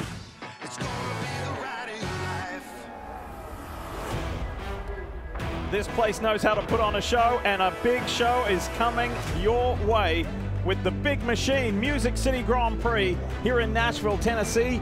It is race 14 of the 17-race 2022 NTT IndyCar season. The fans are back in the stands, the weather is working with us, and we're ready to go racing for 80 laps, just under 170 miles here in the Music City. And before they fire the cars, let's check back in with the guys on pit road. Here's Dylan Welsh. And if last year Marcus Ericsson scored his second career IndyCar win here at Nashville after starting 18th, and the acrobatics of nearly flipping over another race car, they somehow found their way to the front. Well, where do they start again today? It's 18th, so it may require some similar heroics, hopefully with a little bit less time flying through the air. But the goal today is simple. Get the points lead back. That's going to require some creative thinking from the timing stand, some smart driving from Marcus. Those are both things that this 8 team has proven themselves many times this year they're capable of doing. Dave? Dylan, of all the different racing courses in IndyCar, the favorite for Scott McLaughlin from New Zealand are these street courses. Told us that this morning during the delay. Why is that? Because he can see where the limits are, and boy, did he find them in qualifying yesterday. He qualifies on the pole today. He will lead the field to green, and that will give his team a strategy advantage as things get going. Kevin. Dave, the rain has cooled things off for now, but every driver I've talked to said they still expect it to be really hot, really muggy, really difficult. I'm at Alexander Rossi's pit stand. Brian Barnhart, his strategist, was telling me last week his cool suit broke. Alexander never mentioned it the entire race until afterwards, and Alex said, hey, I couldn't do anything about it, just suck it up. But it's not worked the last 2 weeks, so he's not going to wear it. He's going to deal with it. And let's use something that we all might understand. Imagine being stuck in summer stop-and-go traffic, 2-hour drive, no air conditioning, just a cracked window letting in just a little bit of air, and then your heater is on. And oh, by the way, you're wearing a winter coat, a hat, and gloves. That's what these drivers deal with to some extent. So whoever is the fittest is going to have an advantage today. Kevin, that's a great example. And then you're out there against 25 other IndyCar drivers doing 180 miles an hour on a street course. All cutting you off. Yeah. And your dad yelling at you on the radio if it's Colton Herta. And changing conditions to boot. I mean, it's not like this is going to be consistent with what's happened with the weather. This track is going to evolve so much over the course of this race. These teams and drivers are really going to have to stay on top of what these cars are doing, make changes in the pit stops, drivers making changes within the car as well. So the usual pre-race ceremonies have changed. It's in a speed-up process here. You saw the drivers when they were told it's time to go because we've got to get racing. There is some more weather moving towards us. But for now, let's go trackside for the command. Ladies and gentlemen, it's time to give the command for the big machine Music City Grand Prix. Please welcome your Grand Marshal, multi-platinum superstar and Big Machine recording artist, Brantley Gilbert.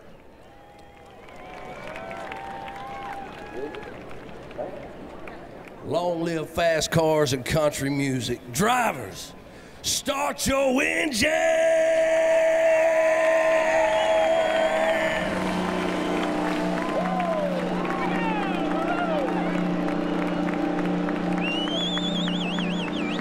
That's the way to get it going here in the Music City.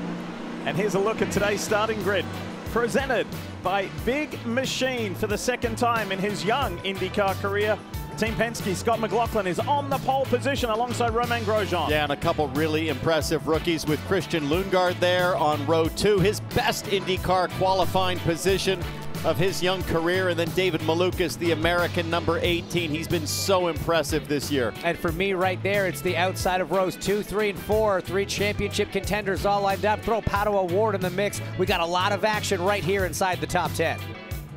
Dalton Kellett got his career best starting position yesterday, and he's alongside the Hy-Vee Honda of Jack Harvey. That's on row 6. Yeah, Scott Dixon there outside row 7. He's likely to come forward at some point today, but look back to row 9, Rossi and Ericsson. Rossi, the winner last weekend at the Indy GP after a 3-year drought, and Marcus Ericsson, second in the championship, coming from way back today. And then you look way back to the inside of row 12. Colton Herta was the class of the field last year, had an issue in qualifying, found the wall, didn't get a representative lap time. He's going to start all the way back there, but we have seen him come from the back before. This is going to be a car to watch.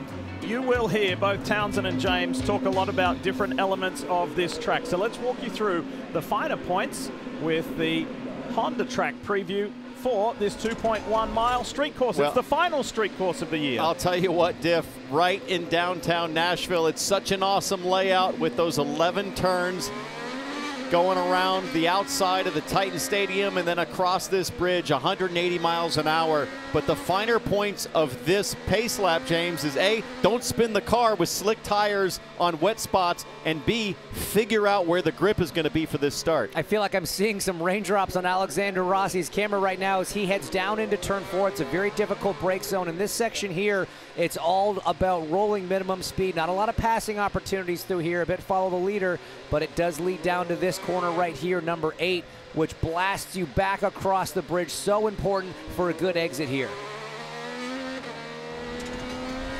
So there's your Honda track preview, and these are the championship standings, and you're going to hear us refer to it a lot because it's so tight and only 4 races left in this 2022 season. Will Power retakes the lead in the championship as of the Gallagher Grand Prix a week ago. Yeah, really 6 drivers in the mix here, all the way down to Alex Palou. I think what's great is that O'Ward and Palou at the bottom of that 6, that tight group for the championship, but they're the 2 highest starting drivers in the race today. So could come out of this with some pretty interesting changes in the championship battle. And Joseph Newgarden, one of the Penske's that have had such a dominating speed out of these cars all weekend long, took a different tire strategy in qualifying. Don't think he was happy with how that played out. He's going to line up 6, but he's on a bit of a roll. He's still angry about those lost points from Iowa race 2. I could look for him to maybe have a nice hometown race and get some of those points back on his teammate Will Power. Let's hear from the guys on pit road one more time before we go racing. Dylan Welsh, kick it off. So Hinch was right. It is starting to rain just a little bit, albeit very little. Not enough yet for the rain tires. So if it stays dry and the slick tire strategy remains the same, this guy may be one to watch. Romain Grosjean, his best qualifying effort of the year. He'll start next to Scott McLaughlin on the front row.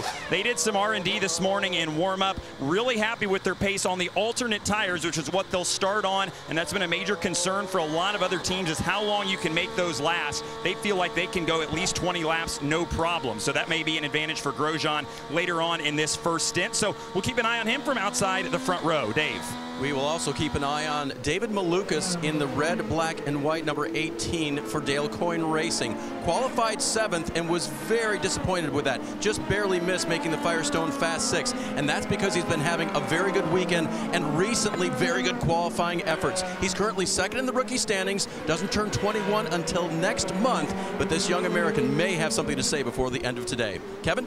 Pato O'Ward is a veteran, but he's still only 23 years old, and he's one of those, as we check out the aero on board, that is being told to really make good use of these pace laps, siding laps. Take a look at offline, passing zones. How damp is it? Do you think you will have traction there? Try to feel it out. Also, he can become the only driver other than Joseph Newgarden today to win more than twice this year, and if he does so, this would be the first team that's not Penske, Ganassi, or Andretti to win 3 races or more in a season since way back in 2004 when Fernandez Racing did it. Speaking of the 5, the Arrow McLaren SP Chevy of Pato O'Ward, let's have a listen to some recent radio. Just for a reminder on tires, everybody in front of you is on reds. Got Newgarden behind on blacks, Malukas on reds. Shouldn't be too much pressure from behind, but obviously the starts are pretty crazy. That was the team president, Taylor Kyle, and he was saying the reds. The reds are the alternate tyre, the softer compound. They're not actually reds this weekend. This is something new that Firestone has brought. It's the green sidewall tyre, known as Waiuli, and we'll tell you more about that later, but that's what he was referring to.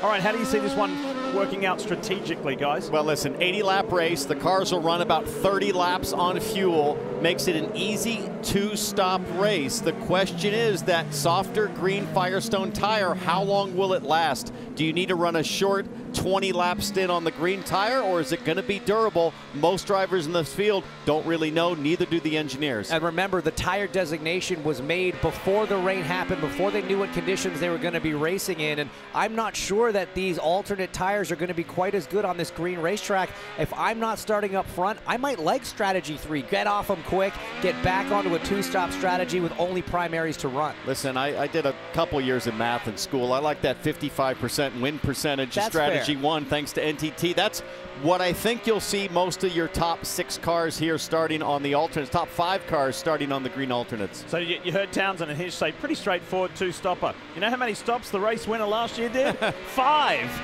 But that was an exceptional race, punctuated by 9 caution periods. Here Alex Palou just trying to work the rear tires on the throttle, spinning them up, trying to get temperature. It's so crazy. All weekend we've been talking about how you want to stay cool in the cockpit, how the rear of the car is overheating. Now all of a sudden it's totally opposite. Everything's mixed up, trying to build temperature for the first time this weekend, trying to figure out this racetrack that's still damp. Race director Kyle Novak reminded us earlier this week that he has a private conversation with the pole winner. And they talk, and the pole winner tells him, this is where I think I will go, where I will accelerate. And as soon as he accelerates, the pole sitter, which is Scott McLaughlin, he dictates the terms, then for race control and the green flag, and away we go. So let's see how that works here in Nashville as the field packs up. Romain Grosjean on the outside in that yellow and red DHL Honda for Andretti Autosport. It's McLaughlin for Team Penske in the Dex Chevy, and he accelerates now.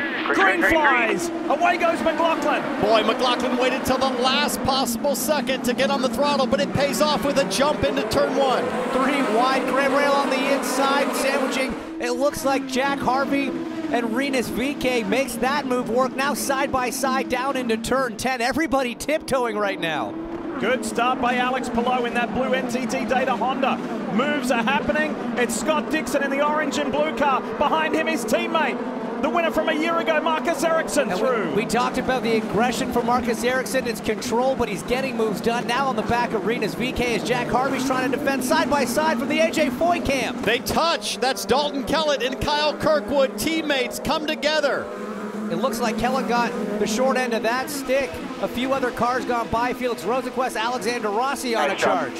And here comes Colton Herta. Herta's just a couple of cars further back. Meanwhile, that looked like Joseph Newgarden losing a spot to David Malukas. I think you're right. A little bit of a lockup from the 27th side by side. Devlin DiFrancesco on the inside of Takuma Sato. Jimmy Johnson trying to make a move back there. Look at this. That is a one-groove piece of racetrack. That was a smart move to get out of it. I just love Nashville, Diff. When you're seeing racing on one half, racing on the other half, it's tough to keep track of all the action as things start to spread out up front. The biggest mover so far at this stage has been Marcus Ericsson, but we're hearing that race control has reviewed the start, and the defending race winner here of the Big Machine Music City Grand Prix may have to give as many as 2 positions back. I saw him outside trying to get a jump, and it looked like it might have been a little too early. As we take a look at the replay here, James, on the left-hand side of the screen, that red and white car is Marcus Ericsson, and you are not supposed to jump out of the column that you are in before that green flag. You're supposed to stay in line before the green flag flies. The issue here, guys, is the back few rows were still trying to catch up to the grid. They were still trying to accelerate up. As we look at Marcus Ericsson, contact with Alexander Rossi into turn 1. The winner from a year ago and the winner from a week ago. Rossi and Ericsson tangling.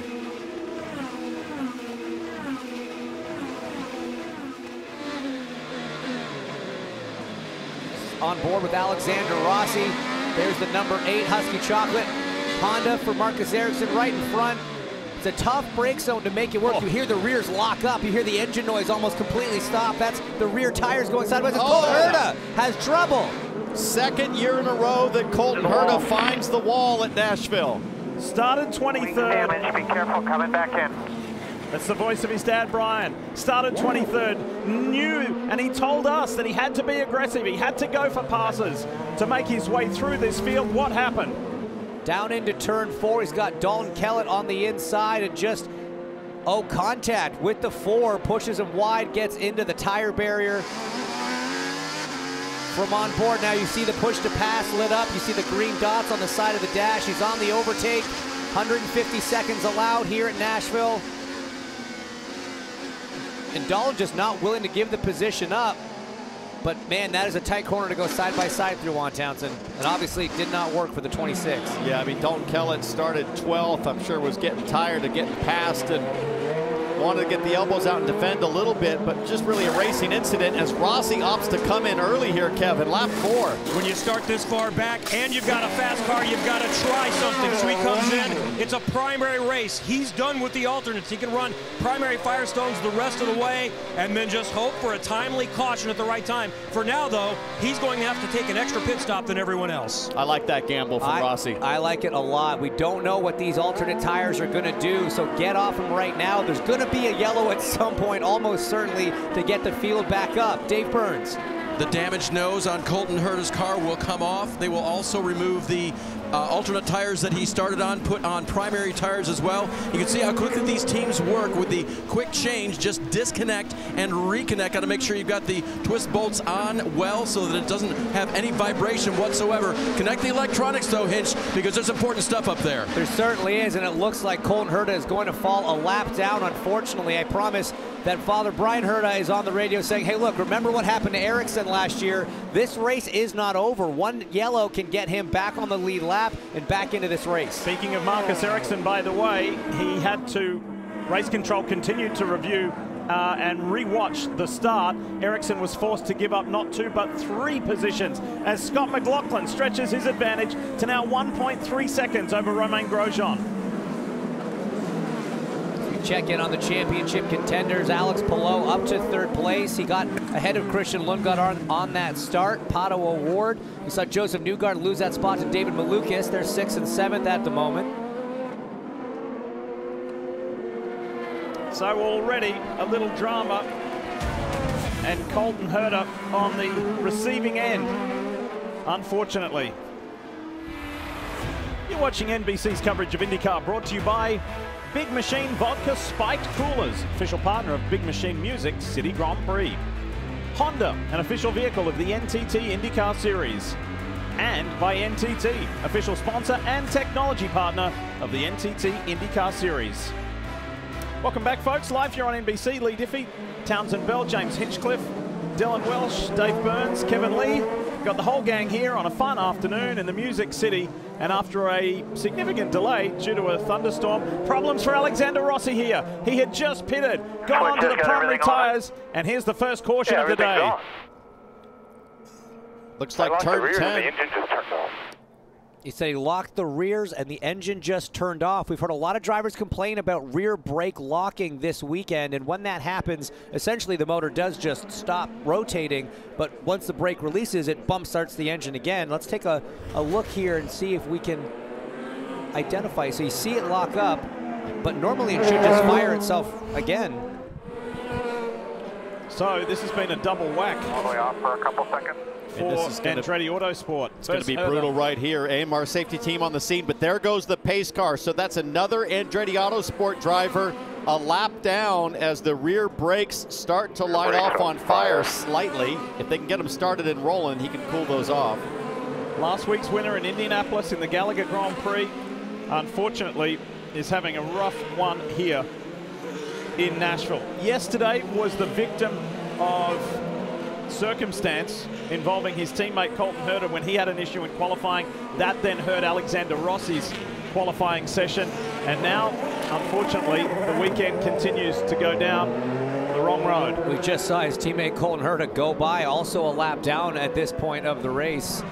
Now both of these drivers after problems in qualifying. But this pretty much opens the window for a lot of cars to consider coming to pit lane once the pits open and get off potentially the Firestone softer green tire and go to black. So that was the aggressive option that Rossi had opted for early. So what you'll see is all the drivers that started on the primaries, people like Joseph Newgarden, Will Power, Ray Hall, they're likely to stay out on this caution. But I think that you're right. I think all the drivers with the alternates are going to be looking to come down. Kevin Lee. So Christian Lundgaard is one of those I think is going to stay out. Like Hitch was saying, I think only those in the back are likely to come in. So Christian Lundgaard's been knocking on the door to win, almost won in that race last week at Indianapolis. And he's been practicing winning and celebrating since the first time he got in a go-kart. He was telling me his dad put him in a car when he was 6 and all he wanted to do was donuts.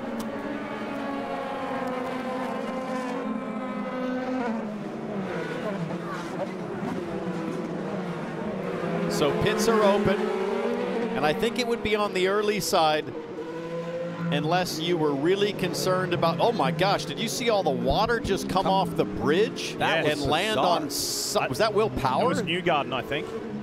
That was just like a wall of water came down. It's like the wind picked up and it came off maybe the tarp over the top of the bridge. That was like a, it was like a Disneyland. There you go. Oh my goodness. Someone just got doused. Let's take a look at this again.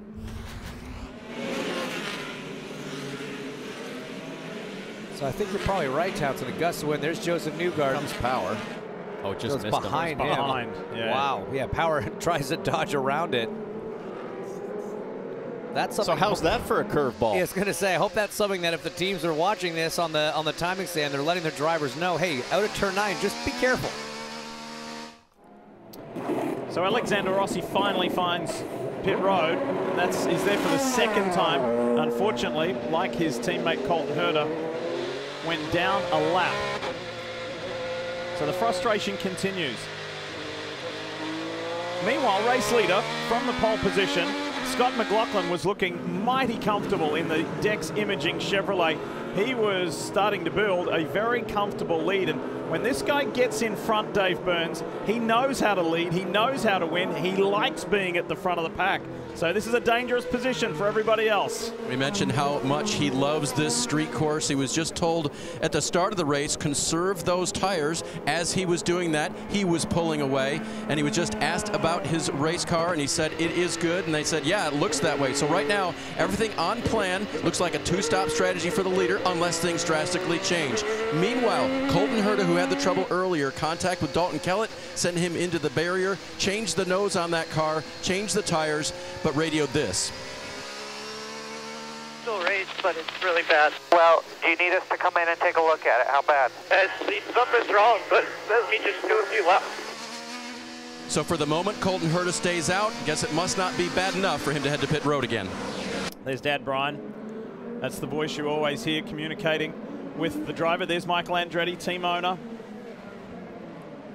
And some days you have those good days like last weekend when one of his drivers, you know, went to victory lane, and today 2 of his drivers have had rough starts. Michael's focus has to go right to Romain Grosjean. I mean, he's the best qualifying Andretti Autosport driver, still sits comfortably in second. It looked like Michael was sitting on the stand for the 28, so that'll be his intention most likely here for the rest of this race, getting that 28 car potentially to Grosjean's first IndyCar win. Yeah, when you have a team with 4 cars, unfortunately, it's tough to have all 4 cars have a great day. So Michael Andretti, he does stand on the 28 timing stand most races. So like you say, his focus is now trying to get the 28 around the 3 of Scott McLaughlin any way they can. Surprisingly, nobody else coming to pit lane to get off the green, so they'll stay out. McLaughlin leads here. The group packed up, ready to head to the bridge. Yeah, speaking of green, they're about to see it. Here they are on the Korean War Veterans Memorial Bridge, ready to go back to racing. Romain Grosjean hanging back a little bit there. Look a little further back. They're getting antsy. Pato Award, David Malukas. They're ready to roll. Here we go. Back to racing. The accordion effect nearly caused some damage there. Cars getting into each other. Looking at 3 wide. Scott Dixon here. Good restart. Jack Harvey in that red Hy-Vee machine. Oh, David Malukas taking a pass from Joseph Newgarden, who he had got around earlier. That opens the door for Simon Pagenaud to go by the 18 as well. Now Will Power's trying it side by side in 10. Rinus VeeKay back there has been really aggressive on the start and restart. Here comes Will Power up the inside of David Malukas. Championship leader on the move. Nice work. This is Graham Rahal. Just have to really tiptoe through that turn 1 and 2 section. It is so tight through there.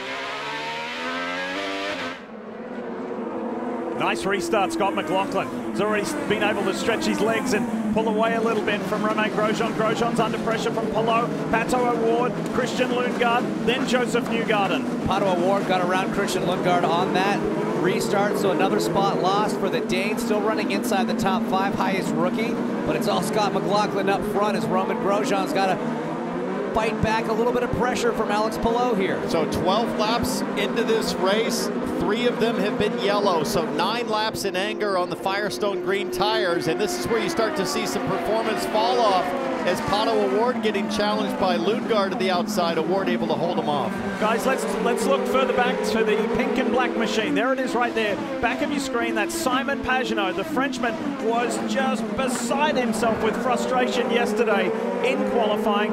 Didn't feel like he got a fair shake of it. He has made up 6 positions already and is flying in that Meyer Shank Sirius XM Auto Nation machine. Doing great. Yeah, he's all over the back of his former teammate Joseph Newgarden. Takes a fake into turn 1. Not going to make it happen there, but he is probably going to try and line him up here, try to follow close through turn 3, get that big run down the back straight. Newgarden, the first car in the lineup on the black tires, the highest running car right now, so it appears Pagenaud has an advantage as Lundgaard gets by Award with authority. Nice move. Dylan, what you got? Well, guys, just talking quickly about Simon Pagenaud, he was very frustrated. Felt like they had a Fast 6 capable car yesterday, but just a quick note, remember the Meyer-Shank Racing cars aligned with the Andretti cars. Colton Herta's setup is the baseline setup for this car, so Simon knew from the start of this weekend he was going to be in contention. Just had to make up some spots early. They did that. Now they're in a great spot running 7th. One old teammate ahead, one old teammate behind. Pretty simple decision for a driver. Look at last year's Colton Herta performance. Said, I'll take that. Yeah. Exactly. Meanwhile, it is Team Penske's Scott McLaughlin leading by just over 1 second here in the Big Machine Music City Grand Prix.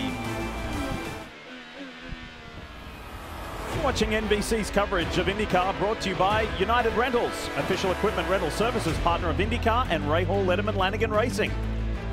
Liberty Mutual Insurance, only pay for what you need. And by Hy-Vee. Throughout the race season, HyVeeDeals.com provides a chance to win $25,000. HyVeeDeals.com, proud sponsor of the number 45. Who we ride with right now, which just so happens to be Jack Harvey. Jack is running in 15th place at the moment. His race leader, Scott McLaughlin, has just over 1 second ahead of Romain Grosjean in the Andretti Autosport DHL Honda. Then Alex Palou, Christian Lundgaard, who pulled off that terrific move on Pato Award coming off the bridge. Then Joseph Newgarden, Simon Pagenaud, Will Power, David Malukas, and Graham Rahal. That's what the top 10 looks like at the moment. And McLaughlin is really just controlling this thing at the moment, kind of keeping a consistent 1.5 second gap to Romain Grosjean. The team told him he's got to take care of those alternate tires, make them last. And he was still opening the gap earlier in the race. Pretty decent gap between 1, 2, and 3, like you just mentioned. But then Christian Lundgaard starting to close on the back end of Alex Palou. Lundgaard started 3rd, fell back a little bit, but then has repassed Pato Award. So I wonder what the Thirsty Threes are talking about. Let's listen in for a little radio. I got a little bit of lift.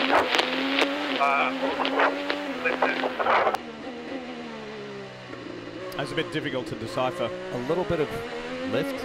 Yeah, I'm not sure what that was. Yeah, I'm not sure. I mean, IndyCars make a lot of downforce. They don't usually generate a lot of lift. Maybe it's a code word for something, yeah.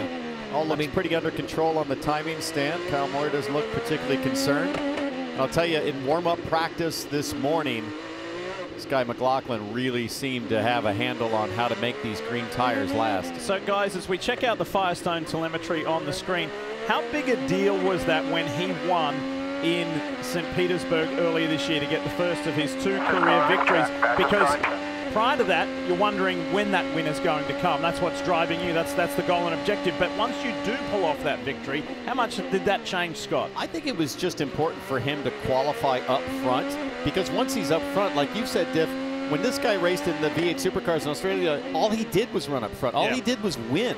So it's not like a young driver with not a great winning pedigree, first time in the lead. All he's doing is looking in his mirrors and he's got anxiety. I mean, this guy, this is just like home for him at the front of the field. So I don't think there's any challenge in terms of delivering the win. It was getting to the front, getting to where he was putting the car on pole. That, I feel like, was the real breakthrough for McLaughlin at St. Pete. And I think what was so impressive about it was Will Power, his teammate at Team Penske. His qualifying record at St. Pete is exemplary. He's the only person with more than 1 pole there, and he has 9 of them. So for him to out-qualify Will Power on his own, in the same car, essentially with his own car at that track, that was a statement, converted it to a win because he knows how to do it. And I want to know, Dylan, if you know any more about what's happening down there.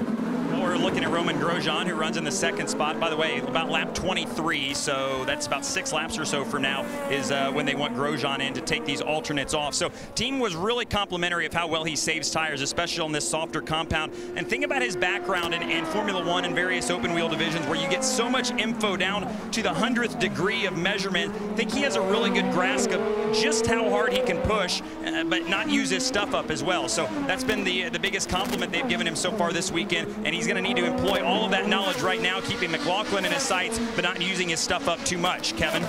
So we could see those on the alternates coming in the next couple of laps or so, but keep an eye on someone like Will Power, the Verizon on board, started on primaries. He could go all the way maybe to lap 30 or so. Same for Pato, like Joseph Newgard, his teammate. They can make up some space here in the next little while. And they've told Power, hey, Pagenaud's losing pace, and we can see he's right on his rear wing now. He might be able to take advantage of the tire advantage later in this stint, Dave. Kevin, I don't know if I've seen a driver happier with a 5th place finish than Joseph Newgarden last week at the Indy Road Course. Recall how he got there the week prior to that. He'd had an accident at the Iowa Speedway and then suffered concussion symptoms. He was cleared to race at Indy, raced all day, finished 5th, and said that was great because I was not my best. Missed my workouts, felt very groggy at the end, not groggy, but weak at the end of the race, weaker than normal. This week, he's had all his workout. And we already mentioned on the broadcast, he cleared his calendar way ahead of this event, and so he got to just focus on the racing. A nice 5th last week, and the first driver on the primary tire right now. Kicked off the weekend with his now annual charity ping pong tournament. He made it to the final, didn't win, but raised a lot of money, and it was a lot of fun. You're watching NBC's coverage of IndyCar, brought to you by Hy-Vee, proud sponsor of Rahal Letterman Lanigan Racing. Hy-Vee, making lives easier, healthier, and happier. And by Big Machine Vodka Spiked Coolers, official partner of the Big Machine Music City Grand Prix. We're back, we're still racing, and there is action on pit road. Here's Alex Palou. Kevin. And we wondered when drivers would start complaining that the alternates are going away. It was 2 laps to go for Alex Palou. I've lost the rears. Last lap, I need to pit. He comes in from 3rd and back out on primary Firestones. Yeah, it was quite a frantic call, wasn't it? We need to pit, we need to pit. Because he was falling into the clutches of Christian Lundgaard. That tells me that Joseph Newgard needs to stay out, meaning it's about 20 laps where the greens are good as Helio Castroneves in the 06, the highway car there. No, it's not running. Looks like the exit of turn 3 there. I wonder if he just lost it on the power. You can see the crossover skid marks there, the telltale sign of a car spinning. Sorry, Townsend. He had just complained about the alternates going away. Tires are gone was the radio transmission. Yeah, he's actually on the primary tire there. So second caution of the day. The first was for Alexander Rossi. This for Helio Castroneves.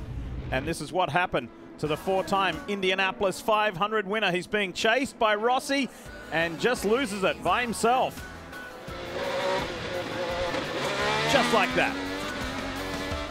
Christian Lundgaard comes in from third. Also right in front of him, Will Power. I wondered if someone on the primaries might stay out. They lost all their advantage on the tires because they're running the alternates here at this point. And Alex Palou has become, by getting in before the caution, the effective leader of the race. He's going to cycle to the front. Wow, there's some frantic action coming off pit road out of their respective pit boxes. That was awesome.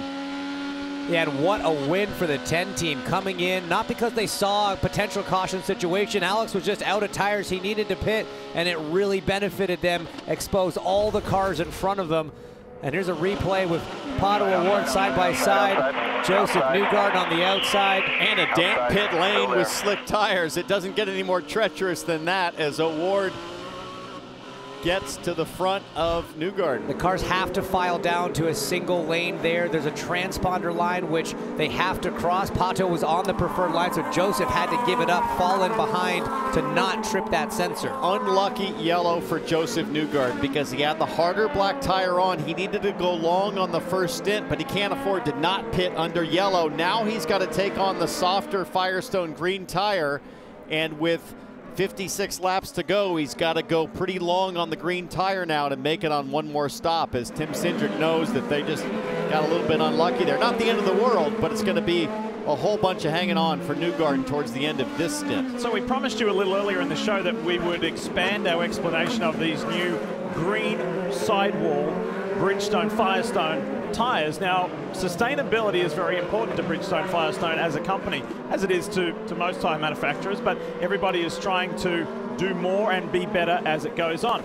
This is not a new tread. It's not new for the contact patch that's on the road that they're relying on. It's the sidewalls that are new.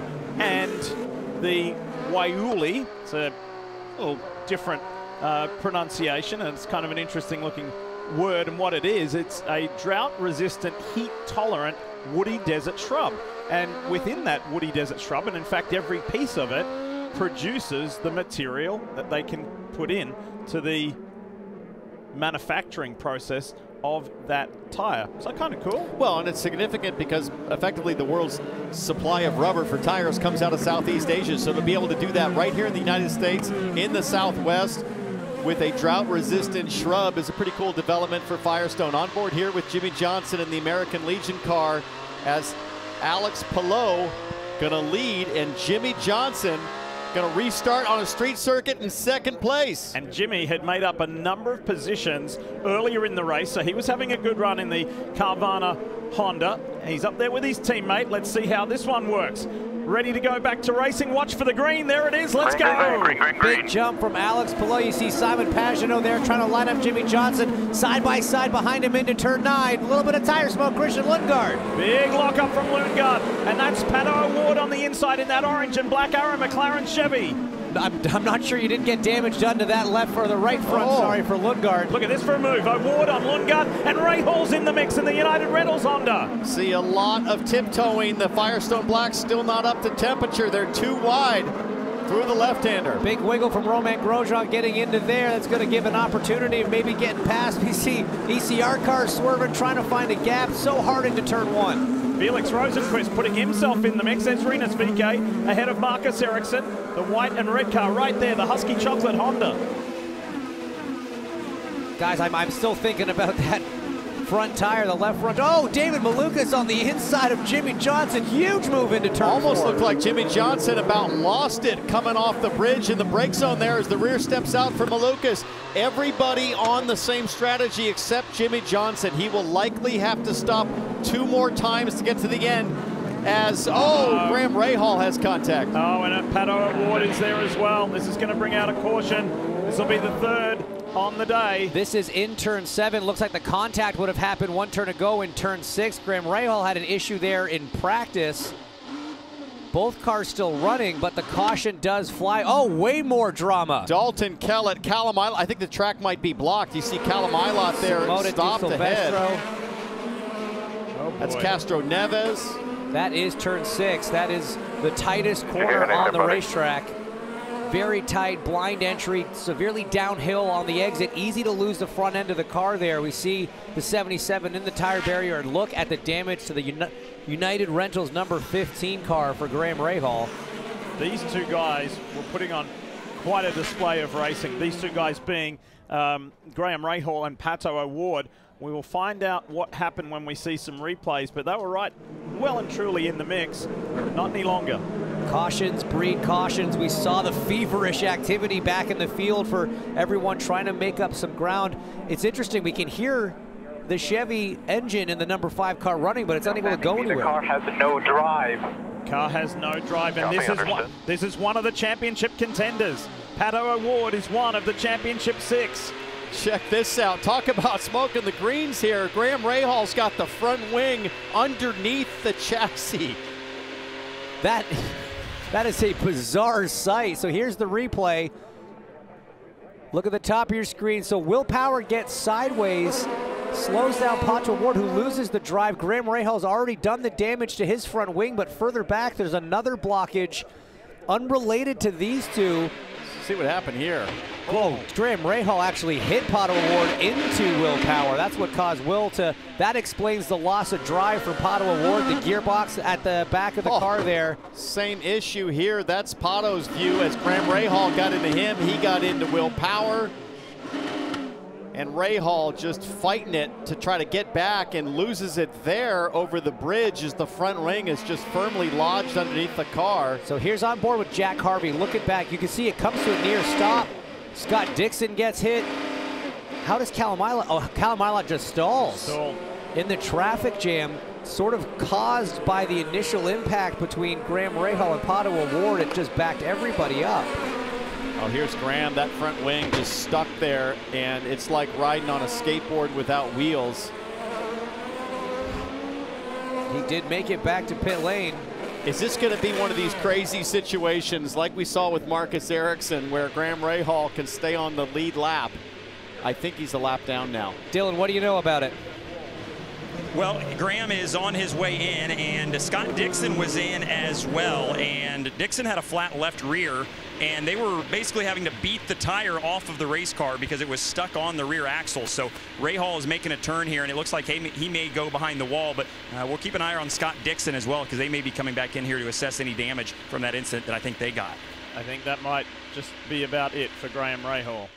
But to me, it looks like something's gone wrong in the steering there. Yeah. Maybe a steering rack, which would have been from the collision with that wall in the straightaway. It wasn't even the initial hit that caused the damage. Either way, this leads to an even longer yellow as IndyCar has to get the racetrack cleaned up and get everything sorted. Who does that help? Jimmy Johnson. Last pitted on lap 9, running P5 right now. He's the only one that's trying to stretch it here. If he can save mad fuel with the caution, he might make it to that lap 50, which is approximately the get-home number for one more stop. Speaking of this driver, you can catch up with Jimmy Johnson on Carvana's new docu-series. I know many of you have already. It's called Reinventing the Wheel. You can go behind the scenes with Jimmy and his crew as they face new challenges and adventures on and off the track. Check out the full series on carvana.com/racing. I was just kind of born into the racing thing. It was just normal to me. It's what the family did. This is what we all started doing this for, just to get everybody together, have fun, enjoy it. Some of the best friends I have came from motor racing. You know, I think that's really the glue that holds this whole thing together. So while we're under this caution, let's take stock of who is where. Alex Palou nicely up front. Simon Pagenaud, that frustrating qualifying day, is turning around for a much better race day. But frustration is what we can talk about here, unfortunately, for Rahal, Letterman, Lanigan's Graham Rahal.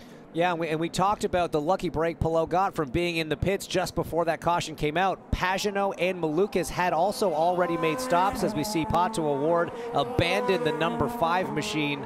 The drive lost in the back after that contact with Graham Rahal. So the top 3 right now had all made it to pit lane before the yellow came out. Then you've got McLaughlin, Jimmy Johnson, Kyle Kirkwood, Romain Grosjean lost a few spots on that exchange on the restart. The other thing this long yellow does is help the cars that started on the black tire and went to the green, like Will Power, like Joseph Newgarden. And it shortens up this stint in terms of tire degradation on the green. So it really negates what was perceived to be a bit of a shortcoming of that earlier yellow because they weren't able to run the blacks as long as they wanted to, but this longer yellow helps you now because you don't have to run as long on the greens. After today, there are only 3 races left in this season, and one of the championship contenders, one of the championship 6, Pato O'Ward, is out of this race. That hurts him in the big picture of this NTT IndyCar Series Championship.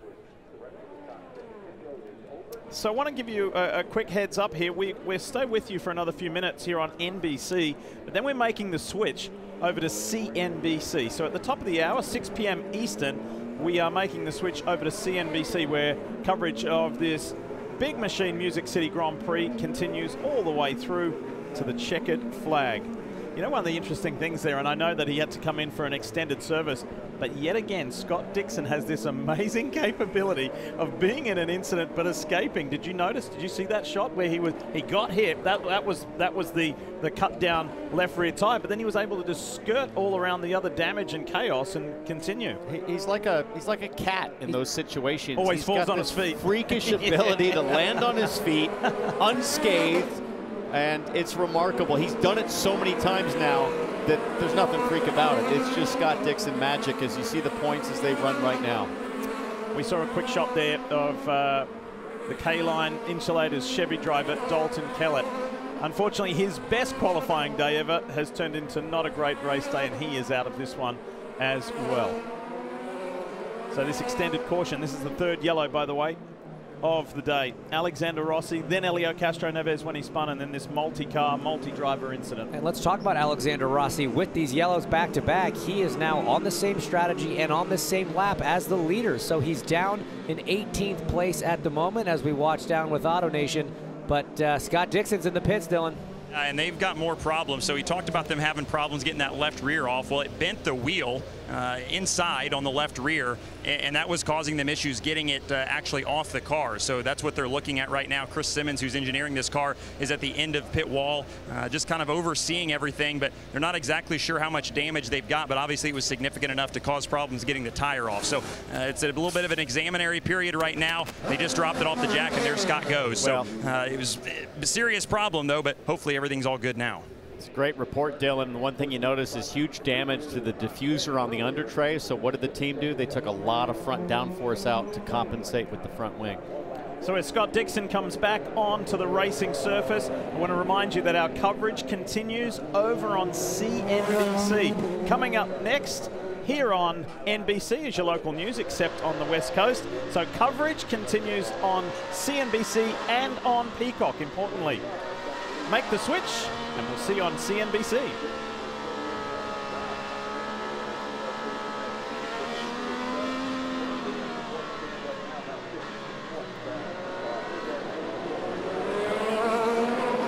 Coverage of the Big Machine Music City Grand Prix continues here on CNBC. Lee Diffie, Townsend Bell, James Hinchcliffe, and the gang as we remain under caution for the 3rd time in this race. It's the last street course race of the year, by the way.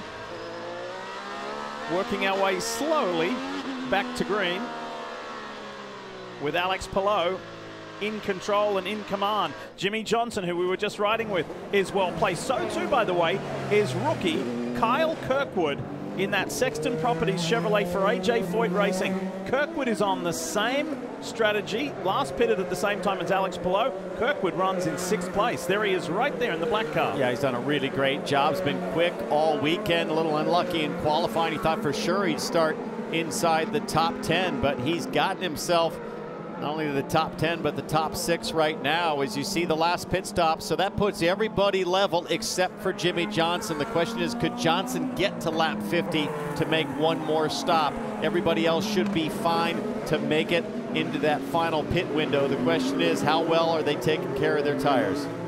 This could be that moment that we've been waiting for from Kyle Kirkwood. And the moment, I mean, he has featured, you know, off the top of my head, at Texas Motor Speedway where he had a really good run. He's had others outside of that, but it's ended either in a crash or something happening. He's got to convert, and today could be that day. I want to see what Jimmy Johnson does here on his restart. How aggressive does Jimmy Johnson get on a street circuit in the top 5? How wide does he drive? How defensive? How much does he attack going forward? to Scott McLaughlin, the pole sitter. 10 tenths. I mean, there's no reason not to. He's in this race. He's doing what he can. He's put himself in this position. So, yeah, he needs to get that experience racing up with these guys at the front of the field. And I think some of the guys that are going to be racing on this restart, Townsend, you talked about it earlier, is the guys that are on the alternate tires. Will Power, Rinus VK, Joseph Newgarden, all of them have that alternate, which is traditionally the tire advantage on a restart. So it's going to be interesting to see how much progress these guys can make once we get back to green. But we're not there yet, so let's go back down to the pits with Dave Burns. So, Hinch, let's visit opposite land for just a moment. Remember, Newgarden started on the primary tires, just put on the alternates. Let's listen to their strategy. Again? We can go the other way on this strategy, too. Think about it. Not sure what you mean. Added another stop. Yeah, copy.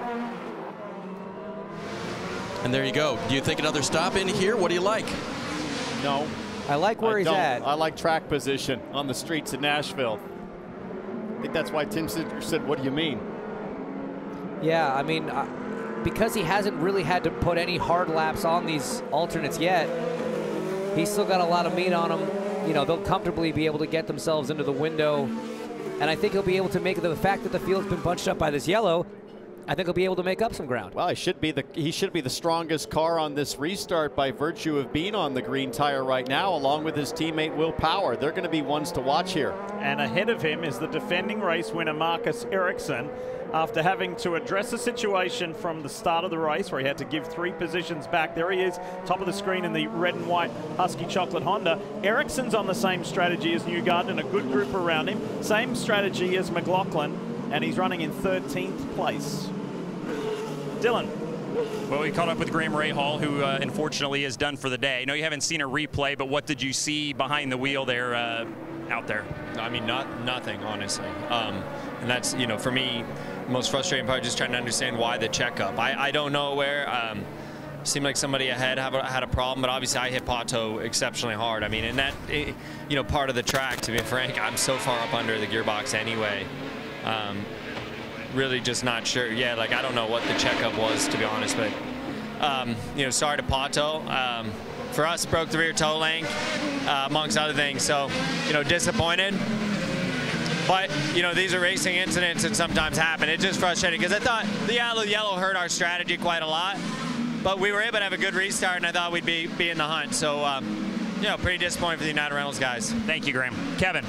Keep an eye on Will Power. He's in emergency mode, struggling right now. I don't think he has dash lights, so he's kind of doing it old-fashioned ways, deciding when to shift and so forth. That is a huge challenge. I mean, we're seeing the dash lights working at the moment, but if it's intermittently coming in and out, that can be a huge... Remember, emergency mode means he'll have to lift on every shift, I believe, that you will not have the upshift without lift. Yeah, there are certain safety protocols that are removed when you go to emergency mode, things designed to protect the car, the engine, the gearbox, that will be eliminated. So Will Power definitely up against it a little bit, which is a shame because we just talked about the advantage he's going to have grip-wise on these alternate tires. I thought I saw a little wisp of smoke coming out the back of that Verizon 5G Chevy as well. So he got hit incredibly hard in that incident with O'Ward and with Graham Rahal. So we'll keep an extra close eye on Will Power, the championship leader. One title contender has already been affected by that. Will there be another one? We are getting ready to go back to racing. It's Alex Palou and Simon Pagenaud, and then rookie David Malukas. Here we go. There's a rookie in Kyle Kirkwood working hard on Jimmy Johnson. He's got an inside run and gets him. Joseph Newgarden trying to make it 3 wide into turn 9, thinks better of it. A little contact. We see Rossi and Callum Ilott get together, go to the runoff. Ilott with a flat right rear. He pulls off the track. Rossi continues. Got driven into. McLaughlin lights it up in the Dex Chevy. Devlin DiFrancesco looks like is in the wall up in turn 10. Oh, there yeah. it is. Takuma Sato involved in that as well. That will bring out yet another caution. Guys, this looks like Nashville all over again. I hate to say it. 9 cautions last year. We are now up to 4. The last one took a little longer to clean up just because of the number of cars, how far away they were, and I imagine some of the debris dragged up and down the racetrack. This one hopefully will be a bit quicker. I'm going to step away just for a second. We'll show you a replay of what went down between Devlin DiFrancesco and Takuma Sato when we come back. Nashville can be proud again for putting on quite the show. The motorsport show with the NCT IndyCar Series. It has been terrific to be here this week, and we're far from done. I want to say thanks to Geico for these awesome aerial views of this fantastic city and this race, which is really an event that is really starting to garner some attention. Let's show you what went down between Takuma Sato on the right-hand side of your screen. Oh, this is actually Alexander Rossi and Callum Eilert. So that's the first one. They kind of hooked horns there, like Eilert couldn't get his car off Rossi. Watch this on board with Rossi. Eilert just goes a bit deep, and then it's almost like it kind of took the wheel out of Eilert's hand, and it was stuck turning hard right into the side of the 27. Really nothing Alexander Rossi could have done at that point. No. I wonder if Eilert had a flat tire already and was off speed and then couldn't turn. It looked like it there. The right rear was punctured already. Yeah, that onboard from Jack Harvey's Hy-Vee car definitely looked different. And then here is down into turn 10. You see Devlin DiFrancesco, Takuma Sato at the top of your screen. They go out there. Sato was trying to make the move to the outside of that corner. Didn't get a great view of it. And Taku was none too happy. He was gesturing towards Devlin DiFrancesco, kind of like, what was that about? Yeah, that's a weird one, because we obviously miss how it all sort of transpired, but it looked like Dev was on the inside. Devlin was ahead, and then Sato, I think, had the run going up the outside. We're on board here with Harvey as you kind of see it there. It's almost like the Rossi-Callum incident where they touched and then sort of were stuck to each other into the wall. So that makes Simona Di Silvestro, Dalton Kellett, Pato Award, Graham Rahal, Takuma Sato, Devlin DiFrancesco. The attrition rate is high, so quite high. They're all out of this race. American Legion is dedicated to helping veterans through their toughest times by creating an outlet for vets to be the one to ask, listen, and reach out for help. You can learn more at www.betheone.org. American Legion has done a lot of great work. They continue to, and with this relationship with Chip Ganassi Racing and IndyCar, have really helped a lot of people and got the message out there as well. We're still under caution for the 4th time today. Everything being cleaned up so we can go back racing real soon, but for now, let's head to pit lane. Diff, let's just assess the situation of the leader. It's been joked about for a little while. If Alex Palou were to win a race, would anyone from the team or how many would be there to greet him and celebrate? For those that had not been following along, it is as strange as it's been. The defending champion was announced as returning with the team. Then another team, McLaren, said he signed with them. Palou said they misattributed quotes to me. And now Chip Ganassi Racing is suing their own driver. This is going to be in court for a little while. What a strange circumstance it is. The word is that Chip Ganassi, you see there, has not spoken to his driver since this all got started. What if he were to win? What would that be like in victory lane? And let's just go to the mental fortitude of this young man. Seems to be all by himself. He's the top performing Ganassi driver again this weekend. Top performing driver in the race at the moment, Kev. He's doing a great job. The team great on pit lane. The driver making good decisions on the track. Some great stories for this restart in terms of top performances. Kyle Kirkwood and David Malukas, the 2 young American drivers chasing their best finish of their IndyCar career. Dave, Joseph Newgarden's in. He has fulfilled his requirement on the alternate tires. They come off. These are 1-lap scuffed tires, and they chose that over another set with more laps on them because they said, you're going to have to go a long way on these. Does that mean 42 to the end with a lot of caution, or maybe to 30 or so running hard, guys? We shall see. Well, I think that's the gamble here. If it continues to be chaos like this, could Newgarden stretch it for 40 laps? It would take an awful lot of yellow, but we've seen a lot of yellow. We've had 18 laps already today. You're running as high up in the championship as you are. You know you've got a good car. That's as he locks that one up on the outlap.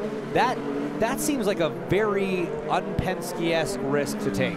You are relying on a lot of people doing a lot of things wrong and having that caution to really make this one play out. But think about how sketchy the restarts have been. For sure. Are you thinking almost certainly there's going to be at least one, maybe probably 2 more yellows to the finish here? And maybe that's the easiest way to guarantee yourself a solid result, is just save crazy fuel. Dylan, the driver of the number 14 AJ Foyt Chevy's having a great day. He is, and remember what he told us for qualifying. He felt like they were a lock for the fast 12. Didn't get that done, but then he said our pace on the alternates just isn't good, but on the blacks, we're really good. So they got the alternates off and then pitted just before a yellow and took black. So they are done with their alternate tires, which was the weak link of their program this weekend, and they're all blacks the rest of the way. So they're in a really good spot. Kyle was really confident and happy with his car on the primary tires and runs 5th now, and think he's got a good shot to hold on to that spot. Larry Foyt there in the foreground, who runs the team for his dad. And this is looking good. His career best finished is 10th. That was at Long Beach earlier this year. So again on a street circuit, Kyle Kirkwood performing well. And not only is the AJ Foyt racer up there, how about Dale Coyne Racing with HMD, the 3rd car you see in shot? That's young David Malukas. So the 2 guys who duked it out last year in the Road to Indy, in the Indy Lights Championship, they find themselves running in the top 5 with the big teams and the big names of the sport here at this terrific event. Yeah, and for Malukas, his previous best finish was 8th at Iowa. So podium position right now for Malukas. Can he hang on as everybody here is trying to get temperature, clean up their tires as they stack up coming to green. Alex Palou in the lead. Simon Pagenaud for Meyer Shank. Right on his gearbox. He is not letting the Spaniard get away. That's pretty good stuff. No start. No start. This is waved off. Not sure what was wrong with that lineup. Seemed relatively pretty in stacked. line. It might not have something to do with the way the cars were lined up. There could have been still some issue with a piece of safety equipment or something on the racetrack. May have found a piece of debris that needed to be retrieved, something like that. But hopefully we can get through this pace lap and get back to green flag racing. Pretty compelling foreshadowing for what's going to come 60 seconds from now, which is just nose under gearbox. And given the fact that the last major yellow was everybody coming to a stop and basically like a freeway crash, all of a sudden it's high danger here. But I love to see what Pagenaud just did, because I don't think there's anything more frustrating than watching the guy in second allow the leader to get like a free restart. Like, go with him. What Pagenaud was doing was good. To your point, McLaughlin was hanging back trying to get a bit of a jump, but I like Malukas too, the rookie who got muscled out of the way at Toronto on a lot of the restarts. Seemed like he was just as close to Pagenaud's gearbox ready to pounce. Just got a message, race control. We must do it right this time. Race control was not happy with the speed of Palou. Too slow. Maybe too slow. Interesting. You heard him come on. The leader set the pace. Yeah, I mean, you heard him come on the radio and say, let's do it right this time. Alex would have been doing that to make sure he doesn't produce as big of a draft and a slipstream effect for the cars behind. But pace car speed is what you're supposed to maintain. But that varies around here from 130 to 30. So what does pace car speed mean? Well, they do look like they're moving a little bit quicker this time as the cars start to line up. You cannot adjust your speed. You got to keep it constant, and he's on the gas now. Green flag waves. Simon Pagenaud doing what he did before, and he's not letting him get away. Who's making the moves? Rinus VeeKay up the inside. Big lockup from Simon Pagenaud, and that allows the rookie Malukas to have a look. I'm pretty sure Pagenaud got to the back of the number 10 car. Alex Palou was able to hang on. Here comes McLaughlin in that red and white Team Penske car. Nice defensive positioning from David Malukas there, not getting bullied around by Scott McLaughlin, but now McLaughlin tries into 11. They touch. Malukas defends, getting very aggressive. Now it's the 2 rookies, Malukas and Foyt, running nose to tail. That was a great move. Forceful move from McLaughlin. Malukas will try and respond. I meant Kyle Kirkwood in the Foyt car. Romain Grosjean's trying to get into that battle too, currently in 6th, right behind the 14, but now it's Palou with Simon Pagenaud all over his gearbox. Boy, that is amazing that Pagenaud getting into the back of Palou there, that the 2 of them didn't end up into the wall. Now Malukas is regrouped. He's deep on the brakes, coming up on the back of McLaughlin. You can see how serious McLaughlin is about trying to win this motor race. That was a forceful move. He gets by Malukas. Now he's got his sights set on Pagenaud and Palou. Everybody seems to have gotten through the trouble zone we had on the last restart through the 6, 7, 8 complex as they blast back over the bridge and head down into turn 9. Pagenaud's right there. You know he's all over the push to pass right now. Backs out of it. Such a tricky brake zone over there. You're kinked varied surfaces that you have to run over as you're getting on the brake. The car's laterally loaded. Elevation as well. Get some vertical load in the car as you hit the brakes for turn 9.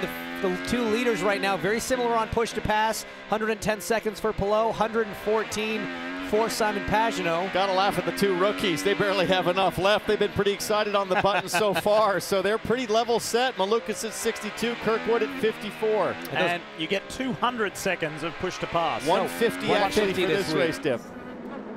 150, you can use it in bursts of 15 seconds.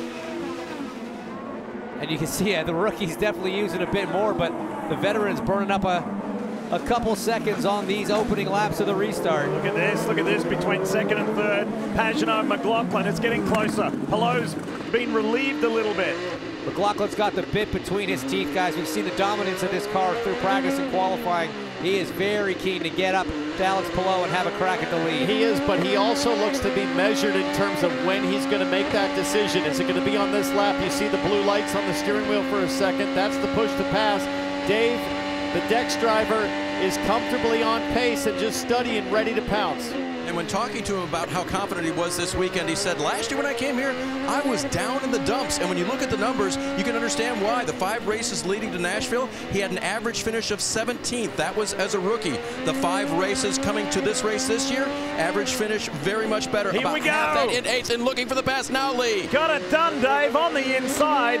Great work there from Scott McLaughlin. That was a pretty brave send up the inside of Pagenaud. I think Pagenaud got together in that corner last year with Will Power, his teammate in Team Penske. Difficult break zone into 11, downhill as we see Romain Grosjean get around the 14 of Kyle Kirkwood to get back into the top 5.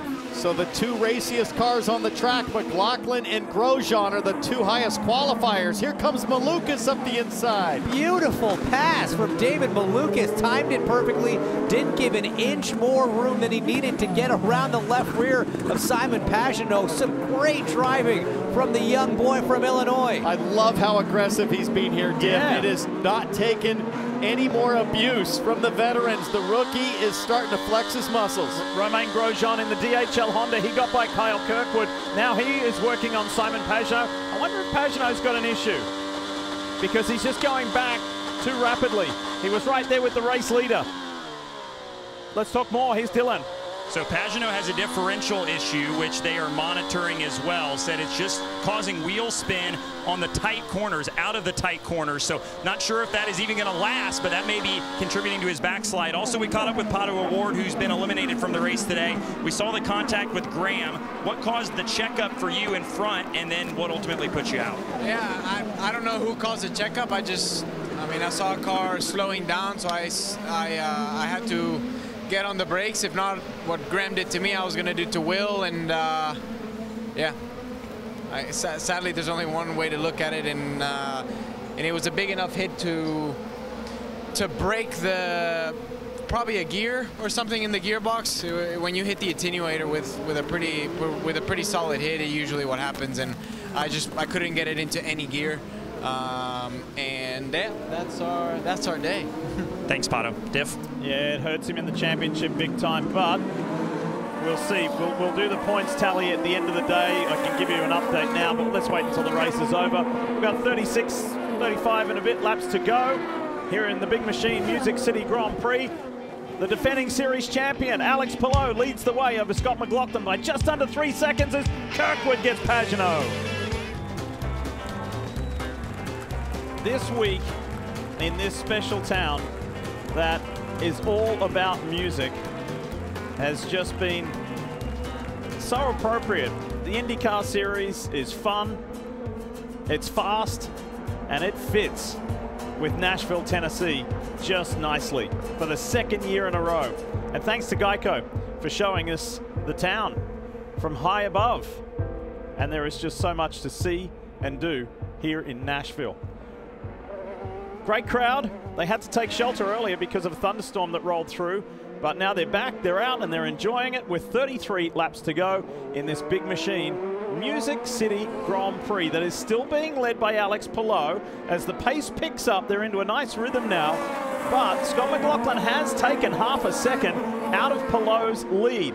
Guys, this is Colton Herta making a move on Christian Lundgaard for 9th. He's inside the top 10 after the issues that we saw him have right at the start of the race.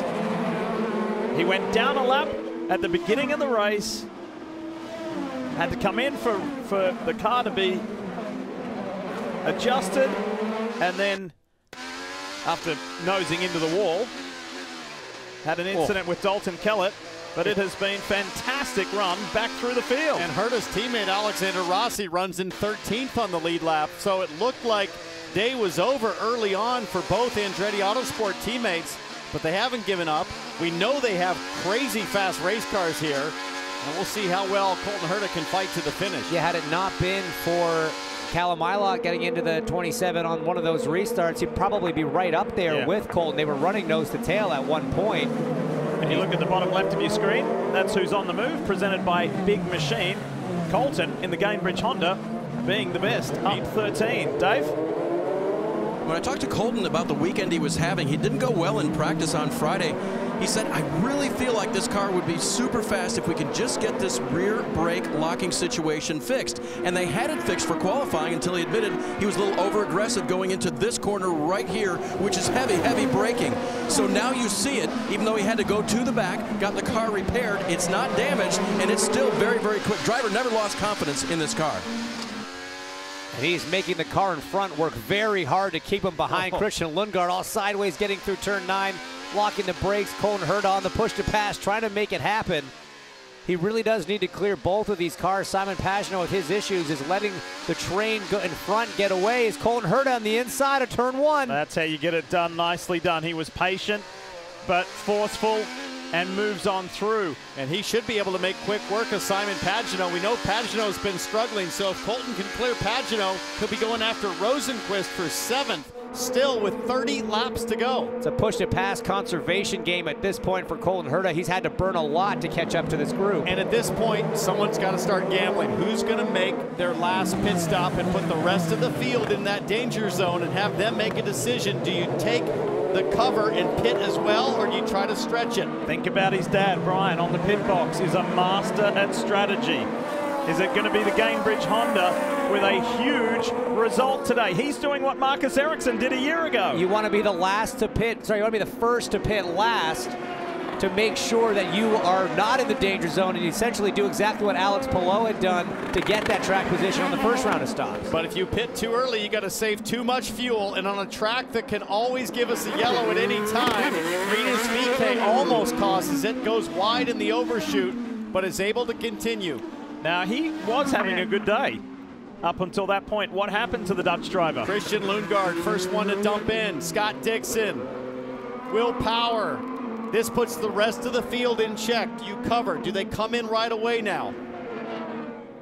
Here's Kevin Lee. Kev?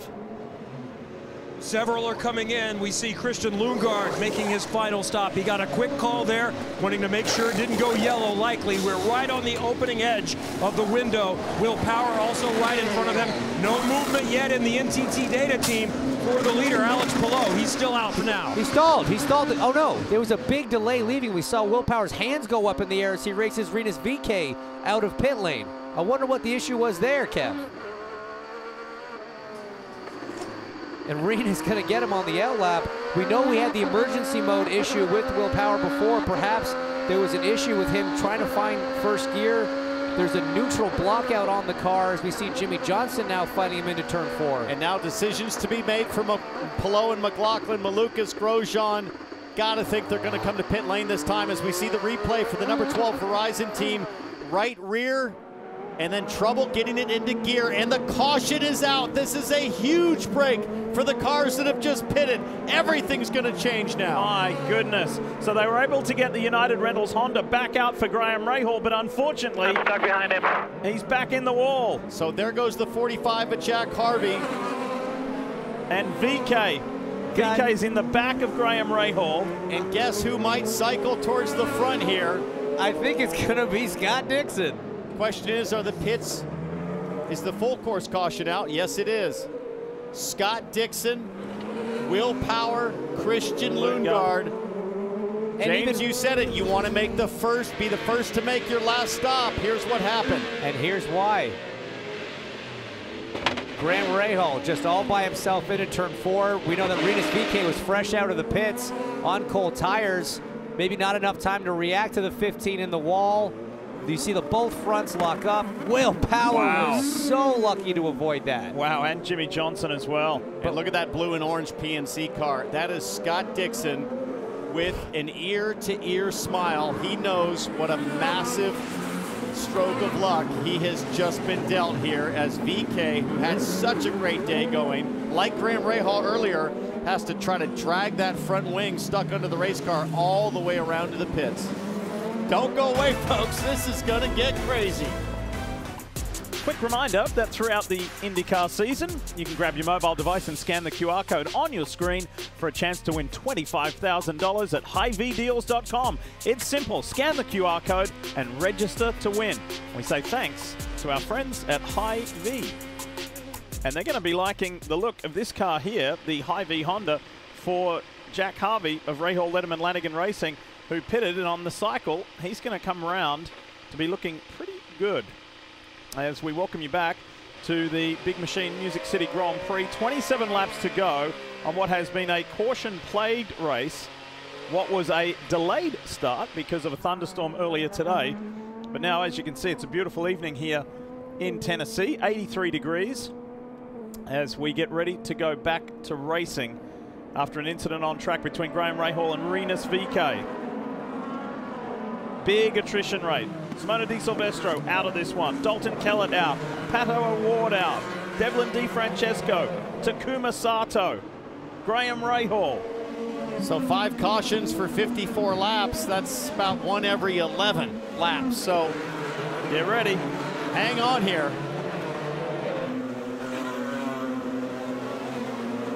Dylan's standing by at a very busy pit road. Boy, you can see how tight it was. Just a lap too late for Grosjean. They were calling him in when that caution came out. Car very maneuverable, though. He's happy with it. Last set of sticker Firestone primaries going on, Dave. 3rd place, Malukas is in. Top of your screen, bottom of your screen. 2nd place, slow stop for Scott McLaughlin. Will this cost him the day, Kevin? Palou moved to the front by the timing of the caution. This time it hurt him. A win may be taken away from him. Best case scenario is he's probably going to cycle to 6th or so. He's back out. And look at this race on pit lane. They're all stacked up. Guys, I'm not sure that Romain Grosjean managed to cross the timing line that you are required to by the rules. Now, you can get a pass if you were forced out there. It'll be interesting to see how race control handles that situation. He had Kyle Kirkwood to the inside, so they were too wide there. Meanwhile, Newgarden stays out. He'd have to go a long way to make it to the finish without stopping again. Let's take a look at this.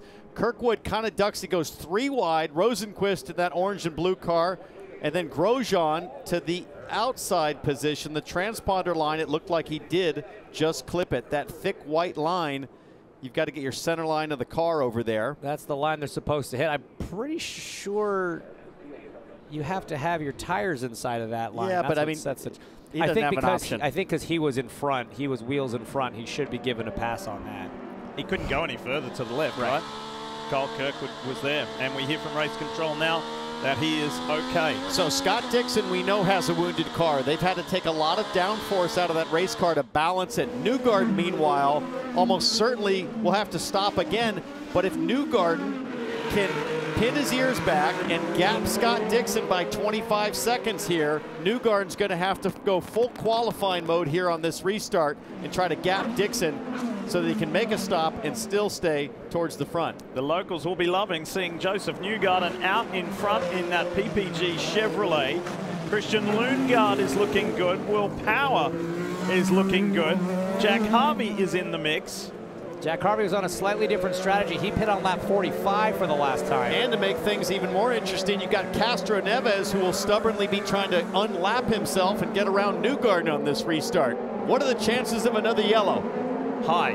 I'm not a gambling man, Townsend, but I would be willing to take some money out of my pocket on this one. 9 cautions last year, and we've seen 5 today.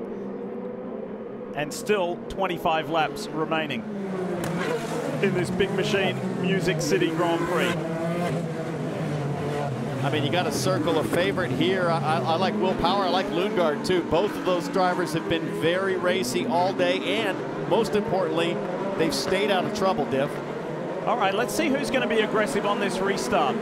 Let's see who's going to try and make a move. Is it going to be David Malukas in there? Is it going to be Will Power? What's Dixon going to do? Don't discount Christian Lundgaard. Ready to go back racing in the Big Machine Music City Grand Prix with Joseph Newgarden at the front. There's the green. Away he goes. A few cars out of line. I look at Kyle Kirkwood. That one's going to be under investigation. You see the 06, of Simon Helio Castro-Neves lap car in between Scott Dixon and Joseph Newgarden. Everyone gets through 9. Boy, and look who's buried in the pack.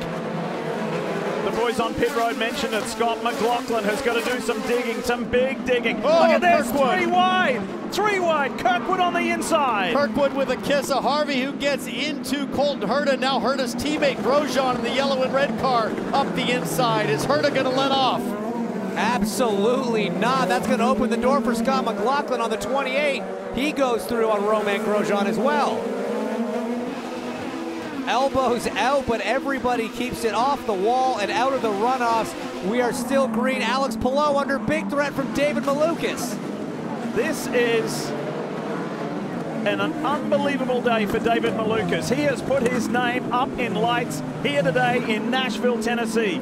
This rookie who drives for Dale Coyne with HMD Motorsport, talking with Dale about young David Malukas, and he said everything is right, but I'd like to see him be a little more aggressive, a little bit more teethy, you know, like get into it a little bit more. And today he's doing exactly that. Maybe he was eavesdropping the conversation, because the second half of this race, Malukas has been as aggressive as anybody else in this field, all over the back of Palou, like you mentioned. And if Malukas can clear Palou in the car that we know has issues, Will Power has had some mechanical issues, it'll be the rookies Lundgaard and Malukas challenging down the stretch. He's got to be a little bit careful on his push to pass. 36 seconds left to Alex Palou's 83. He needs some of that left over in case we do get more caution still. He's got to be careful. Christian Lundgaard losing the push to pass battle right now with only 10 seconds remaining, running up in third. Looking at that Sexton Properties Chevrolet, the all-black AJ Foyt machine. Race Control has been watching this and reviewing it, and they have deemed that Kyle Kirkwood has got himself in a little trouble. Hence, you spotted it straight away. Yeah, I saw him. You can see it's a little clustered back there, not entirely great, but then you see a jump. 2 cars he got around by getting out of line slightly before the green flag. And a little tough to tell if the switch had been flipped and Kyle was hearing green on the radio. The flag hadn't waved yet, but it's really the switch flip to the green light as the battle between Power and Palou continues. Here comes Palou to the outside.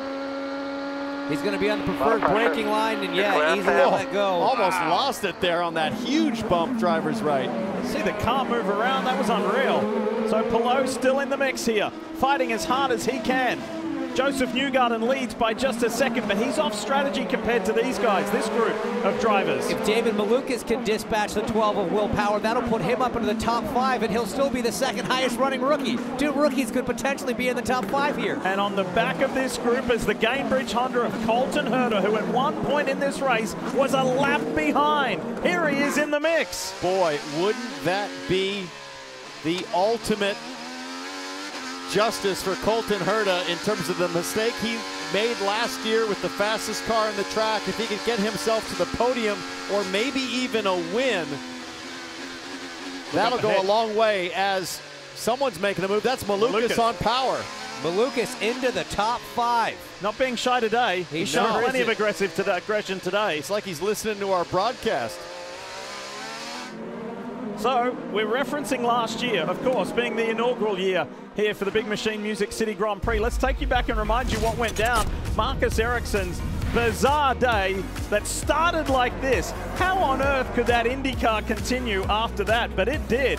A little repair from the Chip Ganassi team, and then the race was on. Late in the race, Colton Herta was chasing Marcus. He went into the wall, and nobody could catch the sneaky Swede. And now his teammate Scott Dixon's almost on par to repeat that feat, being involved in an incident up in the air and come out with a win. And I'm just looking at the points as they run right now. Power's still leading by 7 over Newgarden, but Newgarden almost certainly going to have to make another stop, and he hasn't been able to gap Dixon. And so Dixon, 4th in the championship, only 24 points back. And when Newgarden pits, if Dixon wins, Dixon is absolutely in the championship battle. Remember the big storyline. We haven't said it recently, but now that we get into championship mode, remember what Dixon is trying to do. He can tie AJ Foyt as far as total championships won, to be up there at the top with Supertex for the all-time championships won. I know Dave Burns is always scanning the radio on Joseph Newgarden, that #2 car. I wonder what you hear, Dave. Here comes Colton Herta, meanwhile with Malukas. Herta passing for 5th position. Herta's in the top 5. From a lap down to the top 5 for Andretti Autosport. Somebody locked up there just ahead. No harm, no foul. That would have been Alex Palou putting a little tire smoke up in the air, but this guy, Colton Herta in the Gamebridge Honda, doing a phenomenal job. We talked about it at the top of the show, guys. He started at the back, had that problem, had to stay there, essentially cycle back to the back of the grid. He cut his way through the field last year after an untimely yellow. He is doing it again today. Just incredible performance from Colton Herta. Let's go back to Dave Burns. Dave, what do you hear on the 2? Are they talking fuel mileage, or are they trying to go as fast as they can? They have not said at this point, Townsend. They are, and I can't see how they can do 42 laps, even no matter how many yellows they might get toward the end. So right now, no mention. We'll keep our ear on it. So here is the race leader that Townsend and Dave were talking about. Joseph Newgarden in the PPG Chevy. Behind is Scott Dixon. And then go to Christian Lundgaard. There he is there in the orange and white Shield Cleansers car. Colton Herta told us earlier that a win does a lot for you, but the win does a lot for the organization that you race for in all assets of a race weekend. How you work on the car, how you prep the car. Everybody's got a little extra energy and pep in their step, so to speak. Could this guy go from scoring his first career podium a week ago to going back-to-back, podiums, and got his career best starting spot? Absolutely. He has been confident. He has been decisive with his moves today. As we go back and see a replay, Will Power leading as Palou has left front wing damage from that contact. That'll make it difficult for Palou to be strong down the finish. That's an unforced error from Alex Palou. There was no movement from the 12. He just drove right into the back of him. I mean, it doesn't take much. These wings can be so sensitive sometimes, but you can see it flapping right in front of his left front tire there. That is definitely costing him downforce on the front of the car and performance, Townsend. No doubt, and if that left front wing comes any looser and gets under the front tire, like what we saw with Graham Rahal, it could be a disaster for Palou, so he's got to hang on here. Guys, he had the fastest lap on track last time around, so I'm just going to stop talking. Newgarden, we think, is going to have to pit again. Dixon, we know, has damage to his car. Palou has damage to his car. Herta's had damage to his car. Christian Lundgaard has the cleanest, best race car left after this battle on the streets of Nashville. He struggled a bit in that middle stint, lost some positions on one of those restarts, but an early pit stop put him in the catbird seat to cycle through to the front, and he is absolutely delivering second week in a row in contention for a podium. And at 21, he is mature beyond his years. There's not a lot of peaks and valleys with his emotion. So you always use the word temperament, Townsend, and he has a very balanced temperament. And you saw it yesterday with his qualifying performance. Career best qualifying for Newgarden in 3rd, and there was no wild celebration. It's what he expects. It's what he's programmed to expect, I think, in the way that he's approached his racing, in that they've done the work. They showed the pace at Indy. He didn't have experience at this racetrack, but he learned it super quick in one practice session on Friday. And it's, I think, a sweet coincidence that with OAR, the band in the Music City Grand Prix on his race car, and that Shield Cleansers, that orange and white, they've got a lot of guests here this weekend. The magic could all come together at the right time. All right, let's go through the field, presented by Axe, and we kick it off with Dave Burns. Dave? Let's look at the leader right now, Lee, because he is, as they run, the leader in the championship. Joseph Newgarden now by 1 point over Will Power as they run. Told me that they were certainly still in the championship here. Came in 32 points down, but believed that they could do something. Here's the problem. his year has been lots of wins, 4 of them, but some very bad finishes. That's why he's not further out ahead. And the problem today, of course, is can he go to the end? To collect the bucket of points that would keep him in this position, he's got to go 42 laps on a tank of fuel, Kevin. Dave, let's make it a championship theme through the field and go to second in the championship. And literally 2 minutes ago, points as they run, Will Power was leading the championship, but he is dropping like a rock in this stint. We told you about the shifting issues, sensor display issue. After he got hit in the gearbox earlier, he's been shifting manually. He restarted 5th or 6th in this stint and has dropped all the way back to 12th. Power looked like he was in position maybe to be able to have his 11th top 4 of the season. Now he's just Dylan trying to salvage what he can. And Kevin, Marcus Ericsson has slipped to 3rd in points. He runs 10th on the racetrack. Strategy just hasn't worked out quite the way they wanted it to this weekend. And the car hasn't been quite as good as it was last year. So they've been working on that. Remember, we said their goal was to try to take the points lead back. If they finish where they're running or better right now, they're going to be about 8 points down, as you see there. That's a point better than they came into down 9 to Will Power when we started. So not a bad day for these guys if they can hold on to at least a top 10 spot. And behind them, running 2nd on the racetrack, how about Scott Dixon, walking wounded here with a car that has underwing damage. They've pitted 6 times, and now we've got a yellow that's going to change things up. Oh, boy, the 2 rookies who are featuring today. These guys had such a magical run going. What has happened between David Malukas and Kyle Kirkwood? You know, I nearly said it earlier, and I'm glad the words didn't come out of my mouth. I was going to say, no matter what happens and how the result ends up for David Malukas, this is a career day for him, a season highlight. So devastating to see him and Kyle Kirkwood, who also is having a great race and desperately needed a good result in the tire wall. This is just so unfortunate. And that'll be the 7th DNF for Kirkwood this season as he climbs out. AMR safety team trying to help David Malukas climb out as well. Kirkwood's car is wedged pretty well under the side of Malukas into the tires there. That's down in turn 9, that heavy brake zone after the 2nd run over the bridge. I'll tell you who loves this is Joseph Newgarden. You bet. Yes, absolutely. Well, I don't know, because if it helps him get green, there, yes. He was working on a pretty good gap. He just did a 1 minute 15 last lap. He so just this the 3rd fastest lap of the race. Unless this is a really long yellow, it's great for Newgarden if it is. If it's not a long yellow, then he probably wanted it to stay green to get the gap as Dale Coyne looks on and just can't believe the outcome here. Both of his cars are out. So Kirkwood goes for the move on the inside. Oof. How do you read that one, Hinch? Gonna need to see it a couple times. I mean, it's a late move, there's no doubt about it, but he was there-ish. I mean, the deal all day long is you've got to get level. You got to get shoulder to shoulder to get the outside driver to back off. Kirkwood was 70%. I don't think you can say shoulder to shoulder at that point in the corner. Malukas is already turning in. He's committed. His eyes are looking forward at the apex. You can't check your mirror by that point. So, yeah, you'd probably have to weight that a little bit more towards the 14. Those cars, man, they are really jammed into one another. So although it has ended like this for David Malukas and Kyle Kirkwood, we will remember today. We will remember the run that both of them had. Absolutely. And you bet. And for the Rookie of the Year battle, I mean, Lundgaard just got a huge chunk of breathing room. I mean, yeah, Malukas was doing an incredible job keeping Lundgaard honest by running up in the top 5.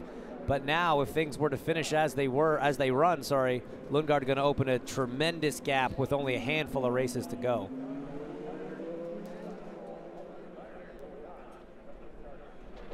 And this looks like it's going to take a while. And that is a huge break for Newgarden. He last pitted on lap 38.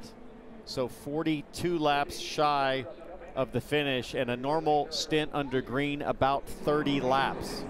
So he would need roughly 24 laps of yellow if it's a 2-to-1 ratio to make up that extra 12 laps. How many laps have we had of yellow since he pitted? We'd have to check with Russ, but it's not that many just yet. Just yet, but there's still time. There is still time.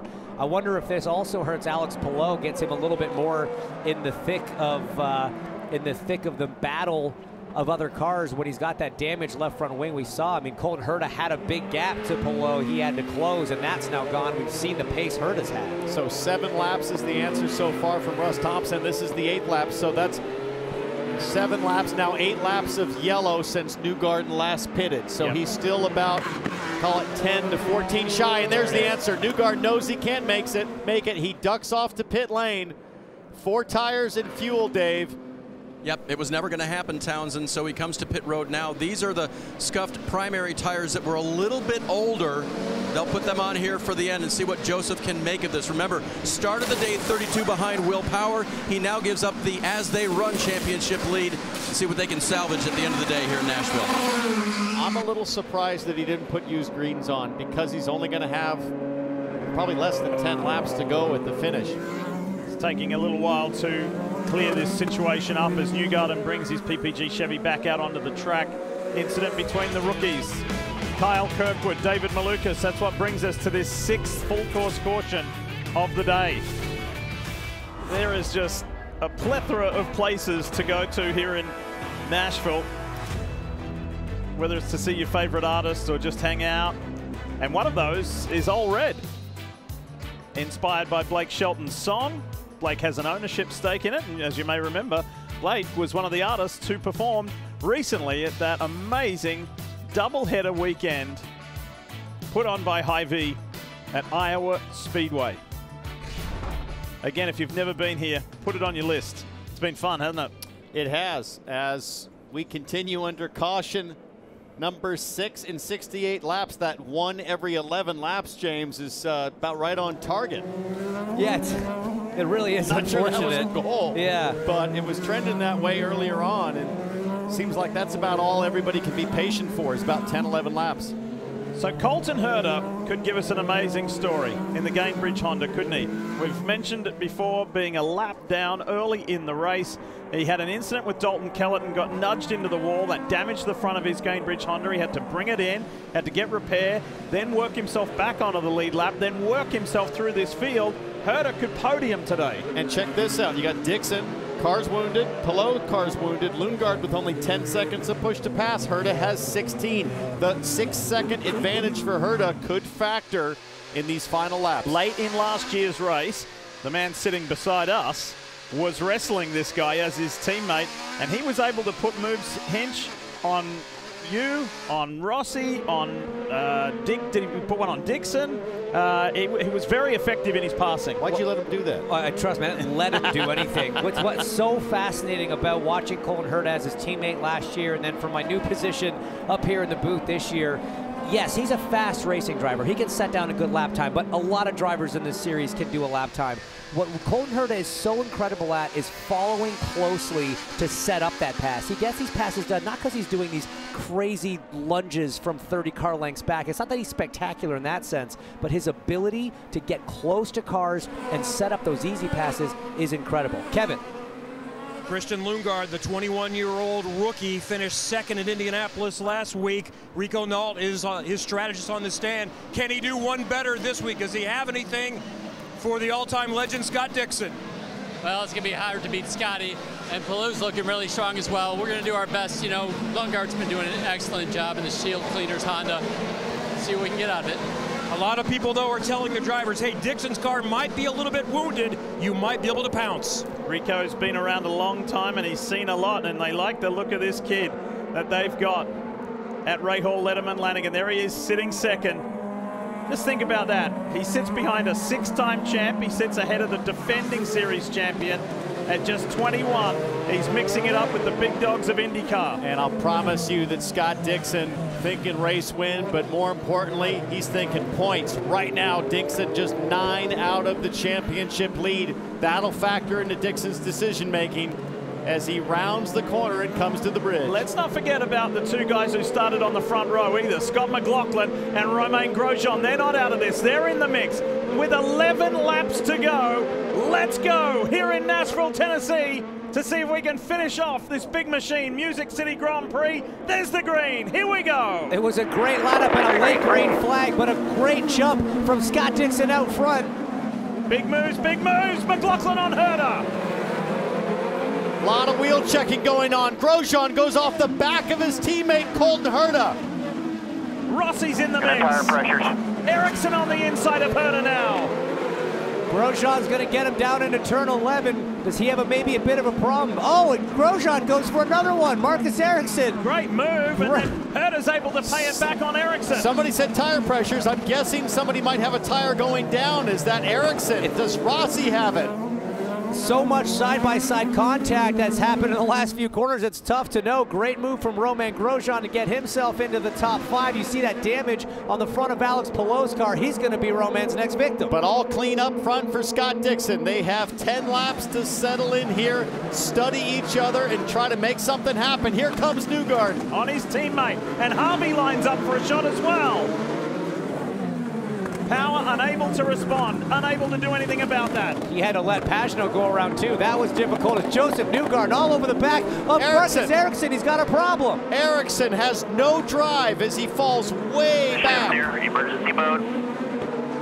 And this will have huge championship implications for Ericsson. And look at who's getting racy on the bridge. Jimmy Johnson and Rinus VeeKay. Felix Rosenqvist lining up Will Power now into turn 9. I wonder if maybe somebody got into the back of Marcus Ericsson and has a gear selection problem like we've seen so many times today. That's what it was, Hinch. Yes, that's exactly it. This is a monster day as far as championship points for Scott Dixon. He came into this race 38 points behind and in 4th place. If he stays where he is and wins this Nashville street race, he's going to go to 2nd in the championship and only 6 points out of the lead. But he's got a young Danish driver who's not going to let him have it easily. Lundgaard has the pace, Hinch. Here comes Lundgaard to the bridge as Dixon stretches things out. Dixon 55 seconds. Lundgaard only 7 of push to pass. I was going to say he's got the pace, but he does not have the advantage on push to pass as Romain Grosjean tries to line up Alex Palou, and Colton Herta still in the fight for a top 5. Grosjean's got plenty left.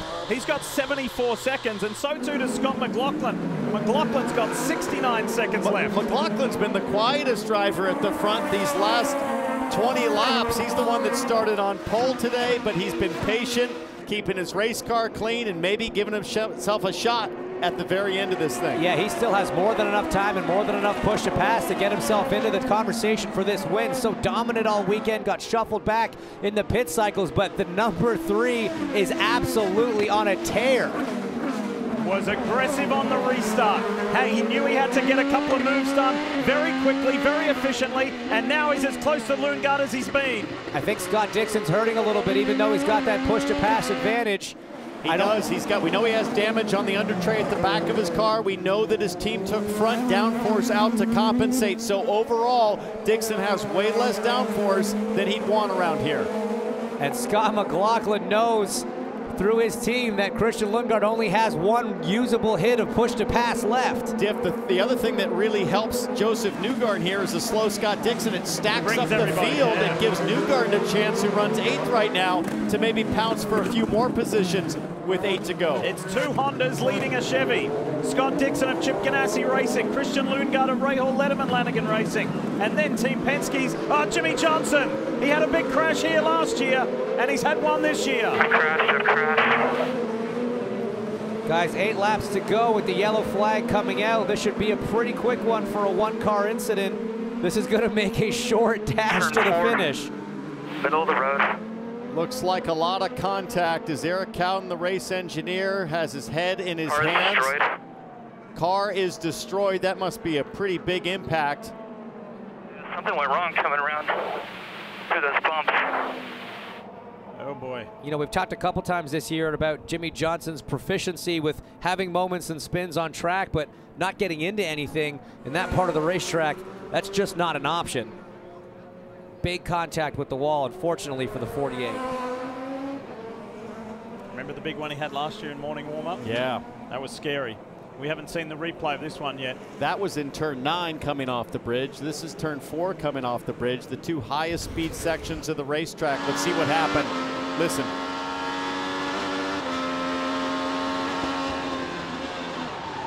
Boy, the back end started to go really early there. Yeah, on the bumps, upset it. That's a big hit. Oh, huge right side impact.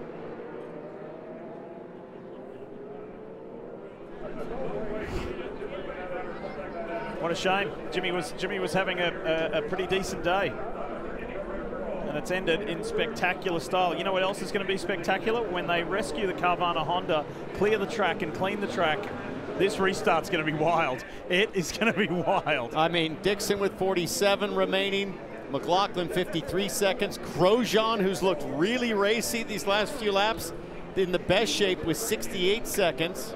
Guys, Herta and Rossi, are 6th and 7th right now. What an incredible comeback from the two Andretti Autosport drivers trying to get up there with all three in a row, 5, 6, 7. Grosjean, Herta, and Rossi. Great performance from all three of these guys right now.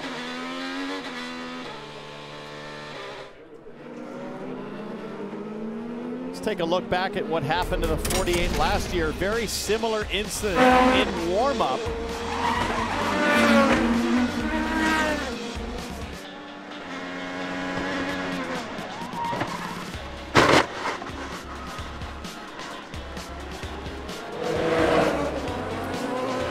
And James, remind me, was that turn 4 also? I don't think it was 9. It was the exact same corner, the exact same crash. So that was last year, and here now, unfortunately, the same end result with the damaged race car. But Jimmy, we heard him talking to Eric, his engineer, and Scott Pruitt on the pit box. But that was a wild ride, scary, going backwards at that speed, downhill into the wall. So Scott Dixon leads the way. Will he be that way when we resume and go to the checkers? Let's go to his team and have a chat. It's a chat with Mike Hull, who calls the shots for Scott Dixon. And I know it's a busy time, Mike, but can you believe your good fortune in the strategy you guys called that Scott was able to get back to the front again? Well, all of us account holders at PNC are happy about this today. Yeah, we're happy to be running today where we are, and Scott's certainly capable of doing that.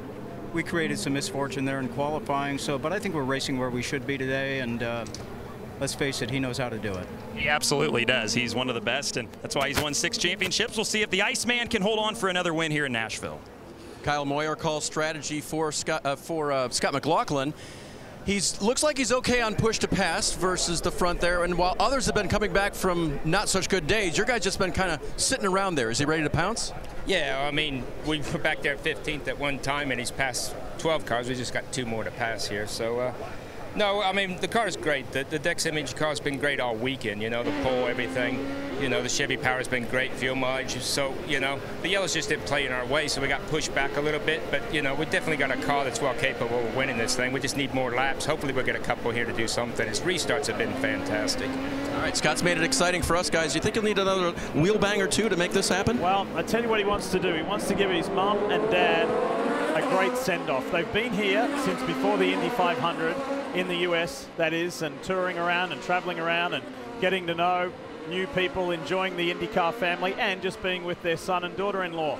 So it's home time tomorrow for the McLaughlins. They head back to New Zealand after just a fun few months here in the States. They would love to see their son win again. Well, he's been gentleman Scott today. I mean, probably the cleanest driver of the field. He hasn't been as aggressive as some of the others, but I know it's in there, and with a win on the line, how does he handle the rookie in front, Christian Lundgaard, and the master, Scott Dixon, up front? Working their way back to the restart, coming green this time by. Now remember, the restart zone is on the other side of this bridge going back towards turn 9, but the finish line is after turn 11 in front of the pit straight here, so they'll get that. And 4 to go. Push to pass doesn't become active until they get to the finish line. So Dixon will have the benefit of no push to pass for McLaughlin or anybody else behind him, Lundgaard, until they get to the finish line by the stadium. Expect some fireworks from this guy. Romain Grosjean is not going to hang around. He pulled off some pretty good passes on the last restart. So too did McLaughlin. The two guys who started on the front row, they're going to be looking to do more of the same. What can the rookie do to keep McLaughlin behind? What can the master up front do to keep everybody behind? We're ready to go racing with just 5 laps to go, and Dixon blasts away. Dixon didn't hang about. Oh, Rossi does not want to let Newgarden by, but Newgarden's going to be able to force his way. Look at Newgarden pass 3 cars in 1 corner. Oh, and Grosjean Grosjean is in the wall. He didn't get all the way past Romain Grosjean, and contact sends the 28 into the wall. That is devastating. Driver. And then it's me, right? And then it's me. And is Newgarden's car okay? It doesn't matter. All he's going to have to do is go around under caution for a few more laps. I'm not sure we'll get this one going in time. Maybe it'll be they cleaned up the last one. Was a huge shunt with Jimmy Johnson. That was with 7 to go. That was pretty quick, yeah. Let's see. AMR safety team on the scene. Out comes Grosjean. Now's the time to hustle. Get that hook in. Drag that thing off the track. Joseph Newgarden got a great jump. Alexander Rossi and him running into each other a bit, and he launched from behind the 27, trying to go by the 26 and 28 all in one go. He was there, James. He was all the way up alongside Grosjean. I just can't tell what happened after that. Here we go. Let's see this angle. I don't know, man. I think the 2 went in with a little bit too much speed. You know, there's no way Romain saw him coming. He was 3 cars back when Romain turned in. Look left. Oh man, he was there. He was there, but he moved into him. You know, I don't think Joseph kept it tight enough. I mean, where could Grosjean go at that point? It's Nashville, though. It's Joe New's house. That's well, okay. No, I mean, listen. And the red flag flies down. There you go. Sorry to interrupt. There we go. And more problems for Marcus Ericsson in the number 8 Husky Chocolate Machine. We saw the gear selection issues he's had. It looks like it's stuck in gear right now. Well, after 1 year of doing something, you can't say that you know an event or you know the characteristics of it. After 2 years, you can say that we do understand this race because it's lots of cautions, and Grosjean's waiting to get a look at Newgarden.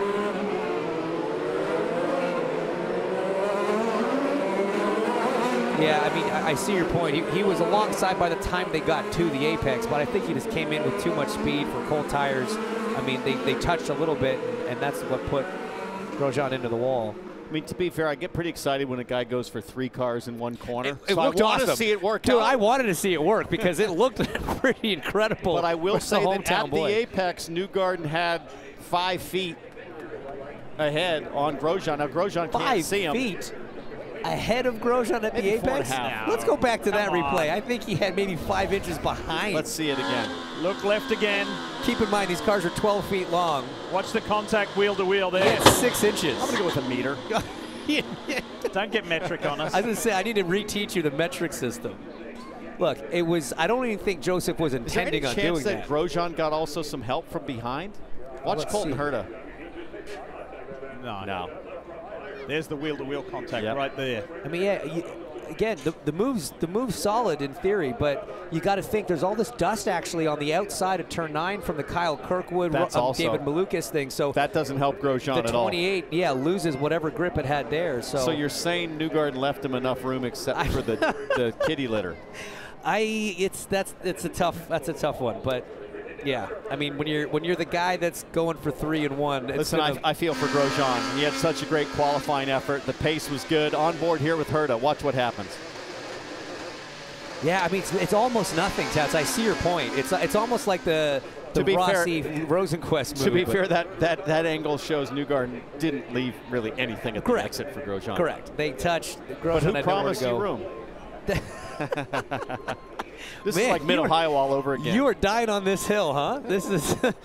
But once again, in Nashville, a caution-filled race is going to come down to a red flag with a handful of laps to go. Diff, I can almost promise you, probably not the last contact we see with 4 to go. Of course not. Hey, last year the race was stopped twice. This year, just once. There's Emma Davies-Dixon, Scott's wife, and mum of 3. And she would be loving it if Scott, or Scotty, as she calls him, if he can get to those twin checkered flags yet again. Speaking of family, let's go and meet the McLaughlins. Yeah, how about another Scott to talk about here, Lee, and that is the son, the only son of Wayne and Diane McLaughlin. Enjoying the race up until that point. You saw Wayne kind of do what we were all doing. It was like, oh, you know, that was a little tough there at the end. What is it like watching your son, certainly since he's come to the States now and had the kind of success he's beginning to have? Yeah, look, it's you know, through his whole career we've always lived on our nerves, you know, the whole time, but this is another level. This is the next step up for sure, you know, but you know, any driver here can win this thing, so, you know, you're fighting against 26 top men. So full credit to him to be up the front all the time, and, man, we're going to leave here on a super high, that's for sure, aren't we? You know, like, it's just been a journey, 12 weeks of weak heart, you wouldn't want to be here. Well, speaking of your heart, how have you enjoyed the States, Diane, and would you like to come back and spend a few weeks next summer? Absolutely. We've had a great 3 months, but it's time to head home now, and we're looking forward to getting home. Now, Scott told me a little story, Wayne, about you didn't want to rent a car. You wanted to buy a truck, and that the truck may actually go back to New Zealand when this is all over? Yeah, it left yesterday. So we did 6,200 miles driving around America in the 12 weeks. And yeah, we bought a truck and it's a pickup truck. And, yeah, right. You love trucks? Yeah, I love pickup trucks, and it's gone back. It left yesterday, so it'll just about beat us home if we don't get home quick enough. So yeah, it's been a great journey. Love the US. You know, it's just been Team Penske, man. These guys so professional. We leave here with a different respect for the sport and for the team, and just know that he's in the best hands. You know, there's a saying, Penske perfect, and let me tell you, it's Penske perfect. Yeah, it will be Penske perfect for you guys if he can win. Diane, I have to ask you, racing moms handle things a lot of different ways. I see a bit of a water bottle top mover there. Do you have something that you do when you're getting a little nervous toward the end of the races? I say a little prayer. That's what I do. Definitely. I think that's the right way to go. Put it in the higher power hands and see what happens from there. Scott McLaughlin running well today. His parents here for the final week and set to go home, hopefully with another victory in hand. He gets to sit there. Thanks for that, Dave. He gets to sit there and contemplate what this next restart looks like with the laps dwindling. While the cleanup continues, not only for Romain Grosjean's DHL Honda, but for Marcus Ericsson. And just think about the championship implications for Pato O'Ward, for Marcus Ericsson. On the flip side, the positive for Scott Dixon, who's at this stage can rocket his way into second place. And Joseph Newgarden at the moment just 23 points out. As the AMR safety team help the wounded Husky Chocolate Honda. And we will come back and hopefully see this thing get fired up so we can roar our way towards the finish and see who wins this second Big Machine Music City Grand Prix. It feels good to say this. The NFL season kicks off Thursday, September 8th on NBC and Peacock, with the Bills battling Super Bowl champs, the Rams. Then on Sunday Night Football, Tom Brady and the Buccaneers take on the Cowboys. It's almost football time. All I got to hear is that Sunday night theme song, and it means fall is near. You got to love the NFL. And those Super Bowl champs, Matthew Stafford, Sean McVay, going to be going at it, going for 2 in a row. Excited for our mate Mike Tirico, who's going to call the action this year. Sunday Night Football, biggest show in television, and he's excited. He is jacked. As we welcome you back to the Big Machine Music City Grand Prix. We are under a stoppage at the moment to get things cleaned up. Not only Romain Grosjean's car, but Marcus Ericsson, and I do believe he may be out of the race at this stage. Kevin? Couple of updates. I want you to keep an eye on Felix Rosenqvist when we restart again. He came in and took sticker alternates, so those are basically fresh tires with a half a lap on him, and he picked up 4 spots there in a few corners on that restart. So Rosenqvist might move a few forward. He's got much better Firestone tire life than everyone else. Also want to check in on Alexander Rossi with Brian Barnard on his stand. It's been an eventful day from a lap down, back up in the top 5. Now tell me what's going on in the foot box for Alex. I've heard him talking about some problems finding the brake pedal. Yeah, I think we got some debris from one of the earlier incidents got in there, and we got something in the foot box that's getting underneath his feet every now and then and causing him some problems. Going to hang on here for this last restart and give it our best. All right, we'll see what happens.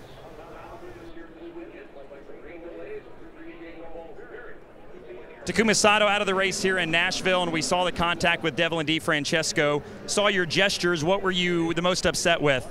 It was just a disappointment. As I always play fair, for that circumstance. He complained me I closed the door, but look at his, onboard the behind car, that he was 3 feet away. And secondly, he complained that he got hit. He wasn't. And I just complained me just closed the door. I mean, it was just impossible, everybody go around in the side by side and, should be fair with that, but he didn't. So it was just a disappointment. Thank you, Takuma. What do you think?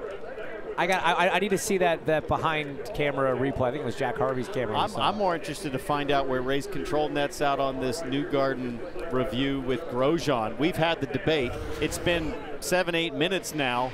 Okay. They can't decide either. So that's what we see. But with the replay with Sato, and DiFrancesco, I didn't really see enough to be able to say from that angle. Let's ride on board again. Sato to the outside, that purple and white car.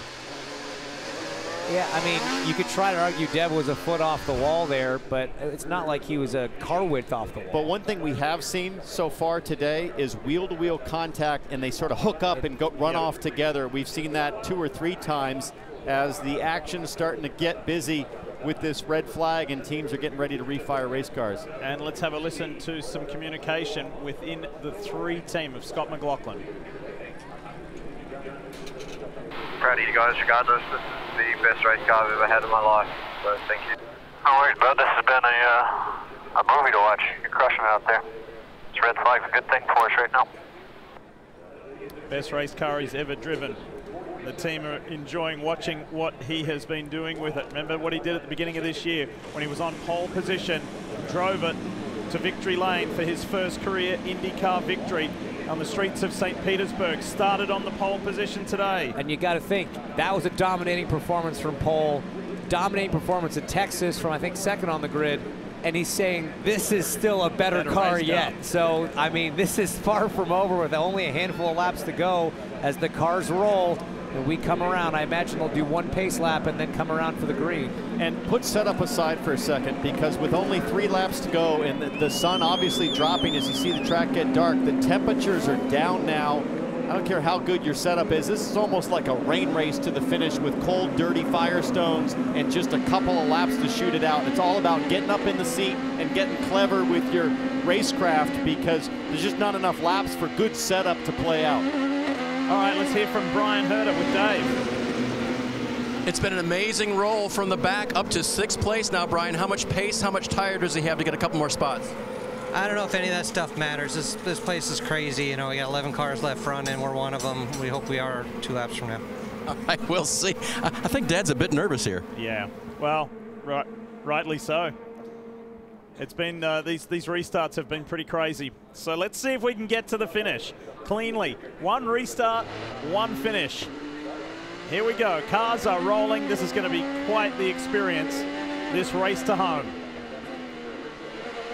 It's going to be like Grand Theft Auto, the reality show. And it's raced that way all day long.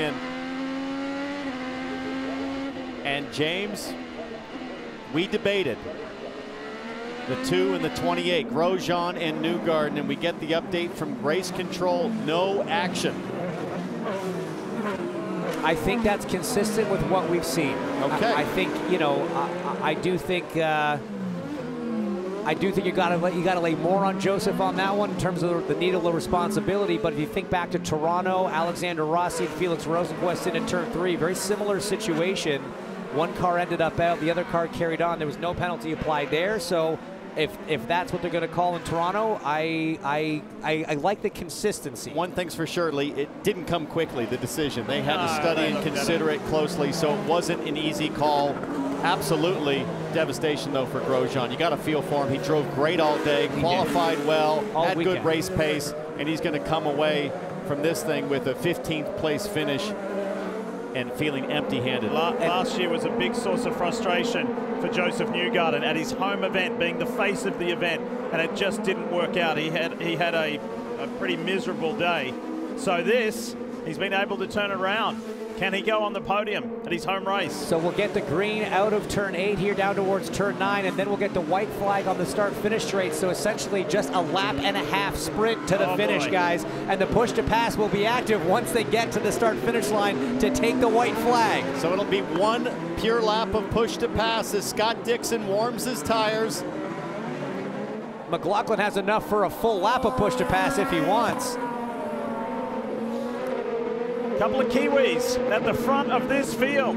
This is how McLaughlin followed Dixon home for that 1-2 in Texas. First time ever that 2 New Zealanders had finished first and second in IndyCar. Let's go! Look at Palou in the blue NTT data car on the inside of Lundgaard. An expert jump from Alex Palou to take that 3rd position, and here comes Rossi and Herta muscling their way past the rookie Lundgaard. I'm getting so nervous watching all those cars drive through all the kitty litter on the exit of turn 9 here, but great job from Alexander Rossi and Colton Herta, both around Christian Lundgaard. He got by Newgarden with those fresh tires. Looked like Rosenquist almost got into the back of Lundgaard as there's side-by-side contact. I think that's Will Power and maybe Castroneves or Pagano back there going wheel to wheel. 1 to go. You saw the white flag. They're on their way home. Less than 2 miles. 1 to go. Which New Zealander's going to do it? Is it Scott Dixon or Scott McLaughlin? They'll both be on the push to pass. They have plenty to burn. Scott Dixon got the advantage down into turn 4. There'll be no passing from here through at least turn 7. Maybe Scott McLaughlin could be brave into 8, but it's all going to be down into turn 9, Townsend. What kind of jump can Scott McLaughlin get off of this corner? The right-hander, how early can he get to power? He's had the best power down all weekend. A good, not great jump for McLaughlin, but he's in the draft, If. This is it. This is the opportunity for McLaughlin.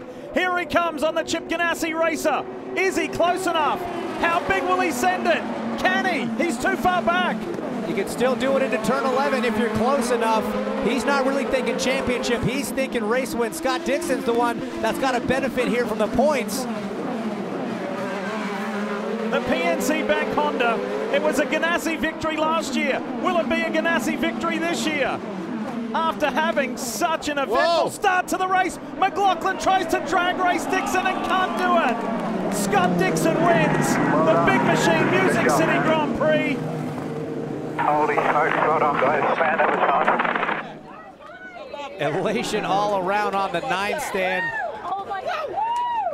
What a drive, what a result. The two Scotts drag racing out of turn 11, Townsend to the line. How about that? And such a classic Dixon day to survive all of the chaos and pull off the unthinkable coming from the back. And you got to remember, at Indy earlier this year, it was a small mistake from Dixon with huge consequences. And today, absolutely no mistakes with huge consequences to the good. Scott Dixon, 6 points out of the championship lead. With 3 to go, he'll be chasing his 7th IndyCar championship. Guys, he now has sole possession of 2nd on the all-time wins list with career win 53. God, I love watching history be made in the IndyCar series. And this guy here, Chip Ganassi, he owns Nashville. His drivers have won the only 2 races. It was a rough finish for Christian Lundgaard. He got sent down through the pack to 8th place. Wow.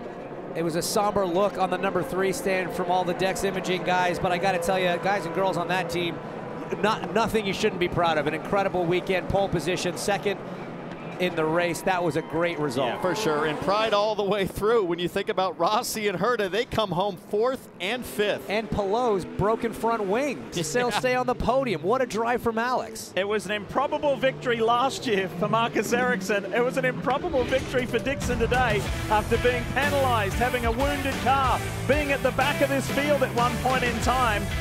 Scott Dixon drives to victory lane in Nashville. Welcome back to the Big Machine Music City Grand Prix, the streets of Nashville, Tennessee, where Scott Dixon has now become the 2nd winningest driver all by himself in IndyCar history. That's number 53. And he might have taken a major step towards championship number 7. Scott, there are so many places we can go as we chat, but let's just talk about the weekend. I got the sense that you weren't super pleased with how things were going. How improbable is this win? Well, I think the tough thing all weekend is I knew the PNC Bank number 9 was super fast. We proved that in the warm-up. We just didn't have many consecutive laps, but kudos to the team. We had a big crash there. It took half the floor off the car. We had to take 4 turns the front wing out, so we had no grip, and then I think we did about 45 or 50 laps on that last set of tires. So the last stop, we didn't even take tires. So huge credit to Firestone as well. But, oh, man, Nashville's so awesome. We saw how good the McLaughlin car has been all weekend. How did you hold him off? Real worried about him just because I knew he'd take chances. He kind of has to with, the standings at the moment. And he was super fast as well. And honestly, he had fresh tires too. So it was a bit of a sitting duck. I think if there was a lap or 2 more, it would have been really tough to do. But congrats to him on a great weekend. And hopefully that was good for us for points. Congratulations. It was good. 6 back, 2nd in the championship. And now there is one driver that has more wins than Scott Dixon. His name is A.J. Foyt. Giving her husband a kiss. Scott. And Emma Dixon can't believe it. She said, oh my goodness, from 14th on the grid. And this is the moment, the Children's Miracle Network moment of the race. That was the moment where Dixon took the lead. And then he had to have a drag race with countryman Scott McLaughlin to get to those twin checkered flags first, to put himself second on the all-time wins list in the history of this sport. That's how special that dude is right there. Well done, Scott Dixon. And there's his team, his loyal team. They work so hard for this guy because he gives back everything that they give to him. It's a true team spirit, great team spirit. All right, from one New Zealand Scot to another. Here's McLaughlin. And getting a big congrats from Colton Herta, who we'll talk to in just a bit if we get a chance. How much more time did you need? One lap. We were alongside there across the finish line, but oh man, we were 16th, I think, on that last pit exchange. Just had an awesome restart, and man, the car was fast. It's Dex Imaging race cars. Chevy was unreal, good on its fuel, good power, and yeah, just fell short at the end. But congrats to Scotty. Always dreamed of like racing him to the finish. I know we sort of had that in Texas last year, but that was a proper duel, and yeah, I had a lot of fun, and that's why I come IndyCar racing. This is the best race in the world.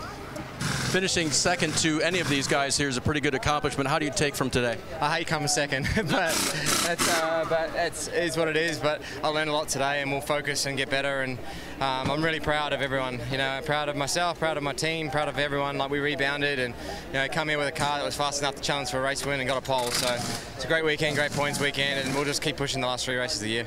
They put a complete weekend together, just 1 position short, Dylan. And behind McLaughlin is Alex Palou, who finishes 3rd today, rounds out the podium. Wild stuff out there. How tough was your day today, fighting back to a podium? Yeah, it was a long day, but I mean, it was good. Every day that you're in the podium, it's a good day in IndyCar. So super happy to be back here. It was tough. We got a bit lucky at the beginning with that yellow that put us in P1, but we had pace to do so. Then a bit unlucky on the second one. So give or take, it was a good day for us. Got some points back for the championship. It's important to be up there. We only have 3 races left, so yeah, time to put on a good show for the end. Chip Ganassi came over and said something to you afterwards. What did he say? Congrats. Yeah, it was a good day for a team. Dixon P1 and scoring good points for the team. So solid day. We'll keep fighting. Absolutely. 3rd today for Alex Palou. Dave? Let's check with Colton Herta now, who comes home with a top 5. And I was just asking him, with where you were with damage, do you even suspect you'd finish 5th or better?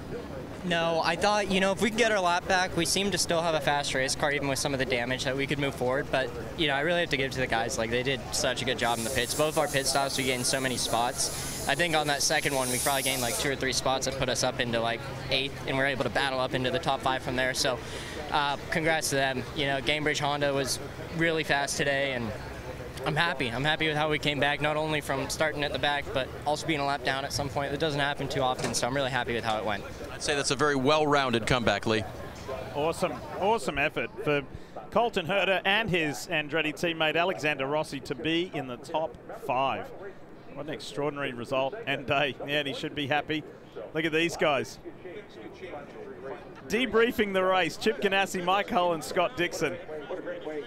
And I think they're laughing because they can't believe that they were able to pull it off either. And career win 53. Sandwiched in between AJ Foyt and Mario Andretti. That's not a bad place to be. Not a bad place to be, especially considering the day that Scott Dixon survived and thrived in. 2 races in Nashville. We've had 18 cautions in 2 races for a total of 69 caution laps. And Houdini, Scott Dixon, figures out a way to escape the drama and end up at the front. Let's go back down to the pits. Well, we caught up with Joseph Newgarden, who comes home 6th today. So let's start with the contact with Grosjean. You made a big move there, but what was your take on the incident there? Well, I was alongside him fully, if not a little bit ahead. I haven't seen it from the outside, but you know, certainly not trying to. Yeah, I mean, I'm already ahead of him at that point. So, welcome to IndyCar. It gets tight, you know. He's been on a worse end of that. I don't know what to tell him, you know. Good thing I was ahead. That's the biggest thing. You're going to want to be ahead of this guy on this type of moment. But, yeah, it's tight street course racing. Let me tell you what, I about got taken out 6 times myself.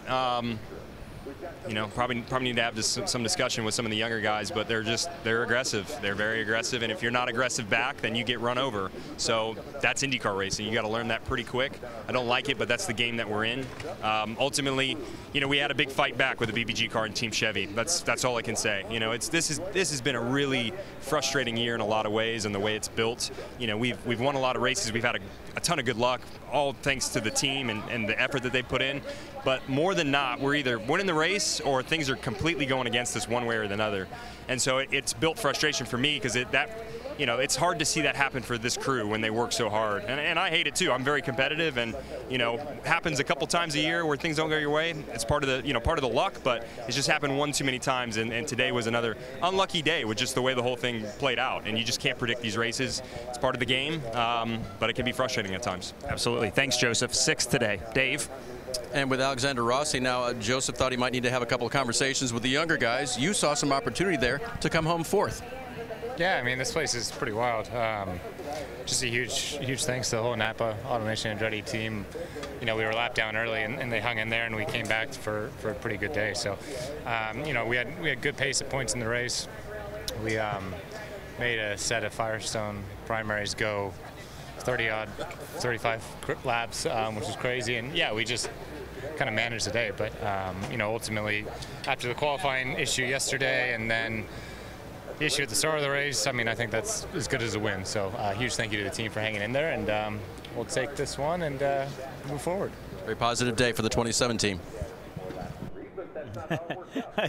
We'll take this and just move forward. I think he's like, course pretty darn good compared to where I was at one stage in the race. So let's get you up to speed on the points. The biggest mover was the race winner. No surprise there. Scott Dixon vaults himself 2 positions up into 2nd and is within 6 of Will Power. I think Power will come away from today, fellas, and say it wasn't great, but I'm happy to keep the championship lead. As a matter of fact, just found out we've got Will Power on the line. Here he is. Yeah, that makes some sense, but I'm going to guess Will thinks, boy, it could have been a lot better. You were in a position to really score some good points, maybe win?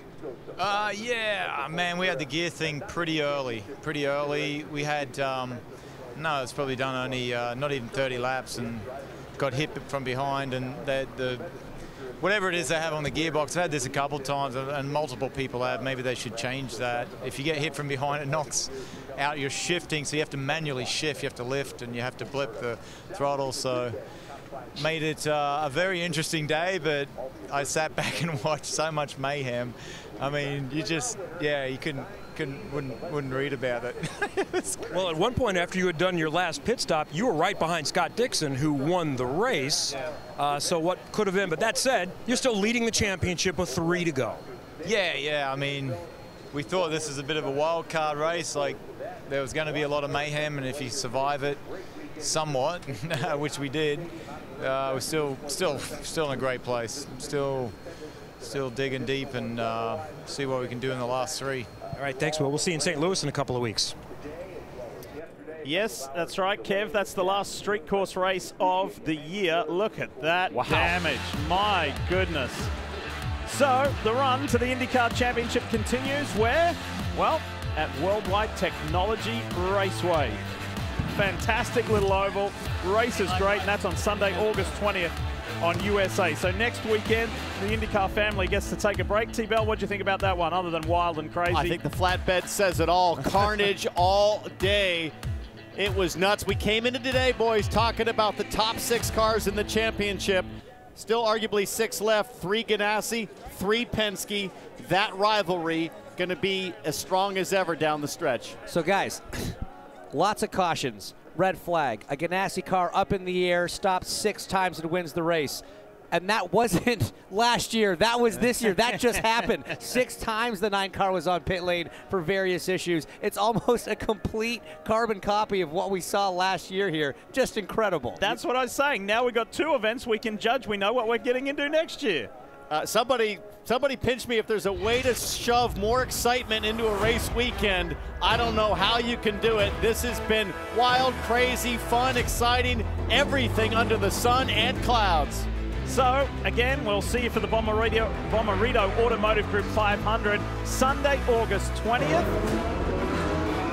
and we look forward to that. It's going to be great. Final street course was a race to remember. The two Scots from New Zealand chasing each other home. Dixon on top.